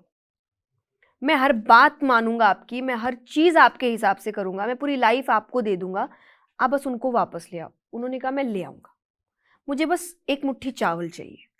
बोला बहुत ईजी है, मैं तो कहीं से, बोले नहीं पूरी बात सुनो, चावल उस घर से चाहिए जिस घर में आज तक कोई मरा नहीं है। वो बोला ऐसा तो कोई नहीं है। तो बोले फिर हर घर में ये हो रहा है, हर घर में कोई ना कोई खो रहा है किसी को, पर हम अपने आप को संभाल क्यों नहीं पा रहे, क्योंकि हम इसके बारे में सोच नहीं रहे। हमें बात करनी पड़ेगी, हमें ये चीज़ मानना पड़ेगा, नथिंग इज परमानेंट। हमें समझना पड़ेगा अंत में आप ही आपको आगे लेके जा सकते हो, किसी के सहारे के थ्रू आप आगे नहीं जा सकते, आप अकेले अपने आप को आगे लेके जाएंगे। देखिए भगवान का भी ये बताने का तरीका है कि मैं बहुत टाइम से सिखा रहा हूँ तो सीख नहीं रहा, कि कोई साथ नहीं रहेगा। तो चाहे वो ये तरीकों के थ्रू होता है, आपके रिलेशनशिप टूट जाते, ये तरीके हैं कि आपके साथ कोई नहीं रहेगा, आप अकेले रहेंगे। तो आपको इतना स्टेबल बनना पड़ेगा कि आप किसी रीज़न से किसी के ऊपर डिपेंडेंट नहीं है। प्यार है, वो प्यार आप जब तक इंसान है आप निभाइए, आप रहिए। जब बुलावा आएगा आपका भी आ सकता है, उसका भी आ सकता है, उसके बाद आप अच्छी मेमोरीज याद रखिए। वो इंसान जा चुका, वो दूसरी जगह शायद जन्म भी ले चुका, वो अपनी दूसरी लाइफ बिता रहा है। बी हैप्पी कि आपने एक समय तो बिताया उनके साथ, अच्छा समय बिताया। जब आया बुलावा वो चला गया। I know it's very easy to say, पर ये बहुत टफ होता है कि आज भी जब मैं ये सोचती हूँ कि कल को मेरे पेरेंट्स को जब कुछ होगा मेरा क्या होगा, क्योंकि मेरी दुनिया उनके आगे पीछे घूमती है, वो मेरे साथ हर जगह ट्रैवल करते हैं, मैं कभी उनके बिना रही नहीं हूँ। मुझे लोग कई पॉडकास्ट में पूछते हैं कि आपको घर की याद नहीं आती है क्या, तो मेरा जवाब होता है मेरा घर मेरे साथ चलता है, क्योंकि मेरा घर मेरे माँ बाप है और वो मेरे साथ घूमते हैं। पर एक दिन आएगा, आज मुझे व्यासपीठ पे बैठते ही मेरी आंखें ढूंढती पापा कहाँ हैं, बस वो दिखने चाहिए। उसके बाद भले मैं पूरी कथा 3 घंटे उनको देखूं भी ना, पर बस एक बार बैठते ही मुझे कि एक दिन आएगा जब वो नहीं होगा, जब वो आसपास कहीं नहीं होंगे और बैठ के मुझे वापस अपना काम करना पड़ेगा, और वो लाइफ टाइम मेरे लिए वही है। पर मुझे पता है कि आएगा, और मैं ये चीज़ अपने आप को समझाती हूँ कि आएगा और हैंडल करना पड़ेगा, क्योंकि दुनिया किसी के लिए नहीं रुकती। अगला सवाल। मेरा सवाल आपसे ये था, मैंने आपका अभी थोड़े दिन पहले एक इंटरव्यू देखा था जिसमें आप सात्विक लाइफस्टाइल पे कुछ बात कर रहे थे। उसमें आपने कहा था कि सात्विक लाइफस्टाइल सिर्फ सात्विक डाइट नहीं होती है, आपके थॉट्स भी सात्विक होने चाहिए। बट क्योंकि हम मेरे बॉस भी सात्विक हैं। Was that sarcasm? नहीं सात्विक। सात्विक नाम है, see that was sarcasm. तो आपने कहा था कि आपके थॉट्स भी सात्विक होने हाँ। चाहिए। बट हम ऐसी जनरेशन में हैं जहाँ पे हर टाइम हम किसी ना किसी टाइप की नेगेटिविटी से घिरे हुए हैं। स्पेशली हम एक न्यूज़ ऑर्गेनाइजेशन में जब काम कर रहे हैं तो हमें हमेशा एक्सपेक्टेड है कि हम सारी नेगेटिव जो आसपास चीज़ें हो रही हैं उससे अपडेटेड रहें। तो ऐसे में हम कैसे सात्विक थॉट्स रख सकते हैं और सात्विक लाइफस्टाइल फॉलो कर सकते हैं? जो बाकी का समय है पॉजिटिव चीज़ों में बिताइए, उसी को तो ठीक करना है। आज कमल का फूल, उस पर जब आप पानी की ड्रॉप्स डालोगे वो अब्जॉर्ब नहीं करता, उसको रहता पानी में ही है, कीचड़ में है, पर वो अब्जॉर्ब नहीं करता उस चीज़ को। कमल का पुष्प कितना सुंदर है, आपको वही बनना है। इन चीज़ों के बीच रह के इनको ग्रहण नहीं करना।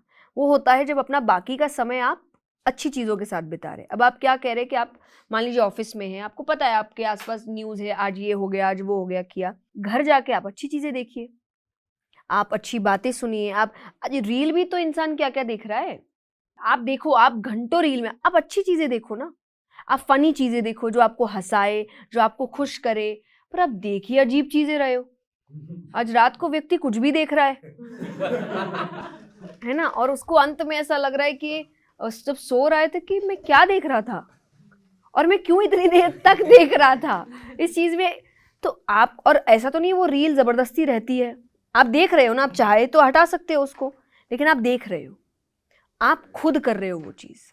आपके दांत में दर्द है, डॉक्टर ने बोला जीभ मत लगाओ, आप जीभ बार बार लेकर जा रहे हो और फिर आप बोल रहे हो मुझे दर्द क्यों हो रहा है। तो कर आप ही रहे हो। नहीं है, बहुत जो पॉजिटिव लोग हैं वो तो नहीं कर रहे, इसलिए कुछ जन 2 दिन में उनका दांत का दर्द ठीक हो जा रहा है, कोई 1 हफ्ता तक लेके जा रहा है। तो इट्स ऑल अबाउट आप कैसे हैंडल कर रहे हो सिचुएशन को। ब्रेकअप हुआ है, ब्रेकअप के बाद चीज़ों को ठीक करने की कोशिश करो। एक कमरे में सैड सॉन्ग लगा के रोने से आप मूव ऑन नहीं करेंगे, आपको और दुख होगा, आपको दुनिया और ख़राब लगेगी।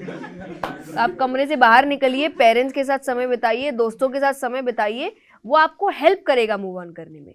पर इंसान कमरे में बंद हो चुका है और बोल रहा है मैं मूव ऑन क्यों नहीं कर रहा। अरे निकल बाहर, आपको दूसरों से मिलना पड़ेगा। आप एफर्ट्स नहीं ले रहे और फिर आप बोल रहे हो चेंजेस नहीं आ रहे कि ये नहीं, और ब्लेम गेम कब तक।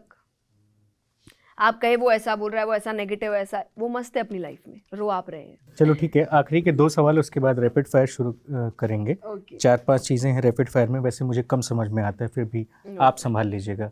वो क्या ना, उसका एक रील बनता है 4-5 मिनट का। रॉयल्टी कितनी भेजेंगे पहले मुझे बताइए, फिर मैं आपको ऐसे ऐसे आंसर दूंगी, एक एक रील मिलियंस में जाएगा आपका। एक पहला वाला कि जया किशोरी जी का नाम, असली नाम क्या है? जया शर्मा। जया शर्मा। यस, उपाधि किसने दी किशोरी की? मेरे घर के बुजुर्गों ने। गुरु थे क्योंकि- आपके? नहीं, घर के बुजुर्ग थे। और जैसे घर के बेटे को काना खाना कहते हैं, तो वो मुझे किशोरी बुलाते थे। किशोरी जी राधा जी का नाम है, तो वो कहते थे कि जब बेटा काना हो सकता है तो बेटी राधा क्यों नहीं हो सकती। और जब हम इस क्षेत्र में गए तो फिर हमें लगा कि क्योंकि सबका यही था कि एक नाम होना चाहिए ऐसा अलग, जया शर्मा ऐसे अजीब, उनके लिए था कि नहीं जया शर्मा नहीं, कोई ऐसा नाम होना चाहिए। तो हमने कहा फिर तो ऐसा ही कुछ लेते हैं जिसमें आशीर्वाद हो। तो बुजुर्गों का आशीर्वाद इस नाम पे था और बचपन से वो किशोरी किशोरी कहते थे, तो फिर मैंने नाम जया किशोरी रखा। गुरु गोविंद राम जी? वो मैं कहूँगी पापा के लिए गुरु थे वो। मैं तो बहुत छोटी थी, मैंने उनसे शिक्षा प्राप्त नहीं की है, वो मेरे घर पर आते थे। मैंने भागवत की शिक्षा पंडित विनोद जी सहल से प्राप्त की थी। तो जी, किसी एकदम तानसेन टाइप के गुरुजी का जब नाम लिया जाता है तो कान क्यों पकड़ा जाता है? इसकी परिभाषा क्या है? इतनी श्रद्धा है कि आप माफ़ी मांग रहे हैं कि मैंने आपका नाम लिया है। अच्छा जी मतलब इसका ये होता है। जी, ठीक, मेरा ज्ञान इसमें कम है। नहीं कोई बात। कुछ दिनों पूर्व आप लखनऊ में थी, जी किसी तरह की कोई बदसलूकी हुई थी। क्या नाम है व्यक्ति का? दीपेश? नहीं, मत बताइए ठीक मत है। फेमस करिए उसको। और मैं ज़्यादा देखिए बात इस पर कर नहीं सकती क्योंकि कानूनी कार्रवाई चल रही है, तो I am not allowed to speak a lot of things about it. तो डेफिनेटली वो इवेंट पे एक हरकत हुई मेरे साथ जिसमें बदतमीज़ी भी है और धमकियां भी है, और ये बहुत पहले से होता आ रहा है। और हमने कई कंप्लेंट्स पहले भी करी है, पर हम नॉर्मल कंप्लेंट्स कर रहे थे सोच के कि सामने वाला व्यक्ति यंग है, किसी की लाइफ ख़राब नहीं होनी चाहिए। पर जब अति हो जाती है तो आपको आवाज़ उठानी पड़ती है। और बीइंग अ गर्ल, अगर मैं इतने पावरफुल पोजीशन में हूँ तब भी अगर कोई इस हद तक मुझे परेशान कर सकता है तो एक नॉर्मल लड़की का क्या हाल होता होगा, ये सोच के भी मुझे बहुत डर लगा था कि अब it's high time I have to speak about it. और सबसे बड़ी प्रॉब्लम क्या हो गई कि वो इवेंट ही पुलिस वालों का था। तो एक प्राइवेट पुलिस वालों का इवेंट था जिसमें वो व्यक्ति आ गए थे। तो तो अपने आप ही एक तो वो गलत उनके साथ हो गया, और दूसरा फिर हमने उस वक्त उनकी हरकतें और तमाशा देखकर आप नहीं जानती थी उनको पहले से? नहीं बिल्कुल भी नहीं। मुझे सुनने में आया कि कई शहर उन्होंने। हाँ जी, जैसा मैंने कहा ये बहुत समय से चलता आ रहा था कि वो स्टॉकिंग है और पीछा करना है आपका, बदतमीज़ी करनी है, कमेंट्स पास करने हैं और धमकियाँ इत्यादि। मैंने जैसा कहा आई can not go detailed version में, पर जो भी, तो जब वो अति हुई तब हमने फिर FIR दर्ज किया और अब कानून अपना काम कर रही है। तो रैपिड फायर खेल लेते हैं। बिल्कुल। प्रेम, 2 शब्द में जवाब देना है। एक शब्द में देती हूँ मैं आपको, कृष्ण।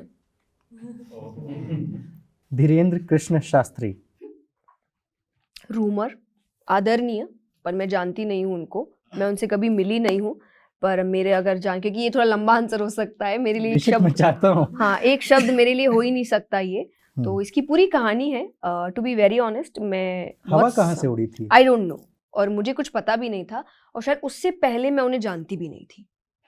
तो क्योंकि मैं नहीं फॉलो करती इतना, मेरा समय मुझे अलाउ नहीं करता, और जो थोड़ा सा करता है मैं कोशिश करती हूँ मैं सिर्फ कुछ ऐसा देखूँ जो फनी है, मूवीज है, ये है वो है, वही। तो मुझे इतना नहीं पता था उस तो वक्त। आपको फनी नहीं लगते? नहीं, मुझे वो आदरणीय लगते हैं, वो अपना काम कर रहे हैं। तो मुझे नहीं पता था, और मैं उनसे कभी नहीं, और मैं अभी तक भी उनसे नहीं मिली हूँ, मैं अभी तक, मेरा उनसे कोई आमना सामना कुछ भी नहीं हुआ। तो अचानक से जब ये रूमर फैला, और मेरे लिए बहुत अटपटी बात थी, क्योंकि जैसा आपने कहा कि कैसे हो गया, कुछ तो चीज़ होनी चाहिए एक रूमर फैलने के लिए, आपका आमना सामना होना चाहिए, आपकी बातचीत होनी चाहिए। हम कहीं से किसी कोने से एक दूसरे को नहीं जानते, और ये इतना ज़्यादा बढ़ गया था कि मेरे लिए ये बहुत डिस्टर्बिंग एलिमेंट हो चुका था। क्योंकि जब न्यूज़ चैनल्स है, मीडिया हाउसेस है, यूट्यूब चैनल्स है, ये फ़ोटोज़ अटैच कर करके लगा रहे हैं, मुझे ऐसा लगा मेरे पेरेंट्स इस चीज़ से बहुत नाराज़ हो रहे थे, मेरे रिलेटिव्स के फ़ोन्स आ रहे थे। तो एक बीइंग अ गर्ल, ये बहुत डिस्टर्बिंग चीज़ थी मेरे लिए कि आपने मुझसे पूछा तक नहीं, एक फ़ोन नहीं आया मेरे पास जिसने ये पूछा हो कि क्या इसमें सच्चाई है। कि अगर आप मुझसे पूछ के करते, I would have been very happy कि हाँ मैं आपको सच बताती। आपने कुछ भी सच नहीं पूछा, आपने मनमानी चीज़ें परोसी। हाँ, उसके बाद फिर इस वजह से शायद उनको भी ऑनलाइन आना पड़ा ये बोलने के लिए कि मैं नहीं जानता, वो बहन जैसी है मेरी। हमारे साथ भी मैंने भी यही कहा कि मैं उनको नहीं जानती, वो अपना काम कर रहे हैं, मैं अपना काम कर रही हूँ, और प्लस मुझे उनके काम के ऊपर भी अगर आप मैं कहीं, मैं उस पर भी कोई टिप्पणी नहीं कर सकती, क्योंकि मुझे नहीं पता, चाहे एस्ट्रोलॉजी है, चाहे सिद्धियाँ हैं, मैंने नहीं शिक्षा ली इन चीज़ों की कि मैं कोई टिप्पणी भी कर पाऊँ। तो इतना हमारे बीच डिफरेंस है या हम अलग हैं, तो इट्स हाई टाइम कि आप ये सब चीज़ ना करें और ऐसी चीज़ों पे बात ना करें, क्योंकि हमें हमारे परिवार सहित बहुत दिक्कत होती है कि जब कंटिन्यूसली रिश्तेदार फ़ोन कर रहे, बातें कर रहे, और उस वक्त माता पिता परेशान होते कि क्यों। और मैं हमेशा से ऐसा काम करते आई हूँ कि I have never been famous for controversies, I have always been famous because of my work. कि कोई भी आके मुझे ये नहीं बोलता कि ये खबर सुन के हम आपके पास आए, सब कहते हैं हमने आपका प्रवचन सुना, हमने आपकी रील देखी, हमने आपका मोटिवेशन सुना, and that makes me super happy कि you know me because of my work and not because of any controversy. And मैं यही चाहूंगी कि ये रहे फ्यूचर तक। 3 छोटे सवाल। ईर्ष्या, गलत भावना, ओशो, अभी अभी पढ़ना शुरू किया है, इट्स जस्ट बीन 1 बुक, तो I can not put a judgement on it. क्या अनुभव रहा? अच्छी किताब लगी मुझे, मैं कृष्ण के ऊपर उनकी किताब पढ़ रही हूँ, 10 वॉल्यूम्स है, तो अभी मेरी एक ही किताब ख़त्म हुई है, तो काफ़ी बातें मुझे, क्योंकि मैं एक ब्लैंक स्लेट लेकर व्यक्ति को पढ़ती हूँ, मैं कोई ओपिनियन बना के नहीं पढ़ती। Amitabh Bachchan, all time fan. बहुत बहुत धन्यवाद हमें समय देने के लिए, Thank बातचीत you. करने के लिए। और आखिर में एक आग्रह, कैसा लगा आपको ये इंटरव्यू, उसके बारे में 1-2 शब्द। और दूसरा, हमारा जो संस्था है इसका नाम है जिस्ट। ओके, तो आपको प्रमोशन चाहिए? देखिए, रॉयल्टी देंगे ना हम। थैंक यू सो मच, आपने मुझे इनवाइट किया इस पॉडकास्ट के लिए, एंड अगर आप नहीं बोलते तब भी मैं बोलती कि जिस्ट मेरा one of the best podcast रहा है बिकॉज ऑफ द ऑडियंस। मुझे बड़ा मज़ा आया, तो आप इस पॉडकास्ट को ज़रूर देखें, और आगे भी ये अच्छा काम कर रहे हैं, अच्छे लोगों को लेकर आ रहे हैं, तो उसको देखने के लिए सब्सक्राइब द चैनल। आप दोबारा कब आएंगे? जब आप बुलाएंगे। चलिए, मैं इंतज़ार में हूँ। बहुत बहुत धन्यवाद आपका। Thank you.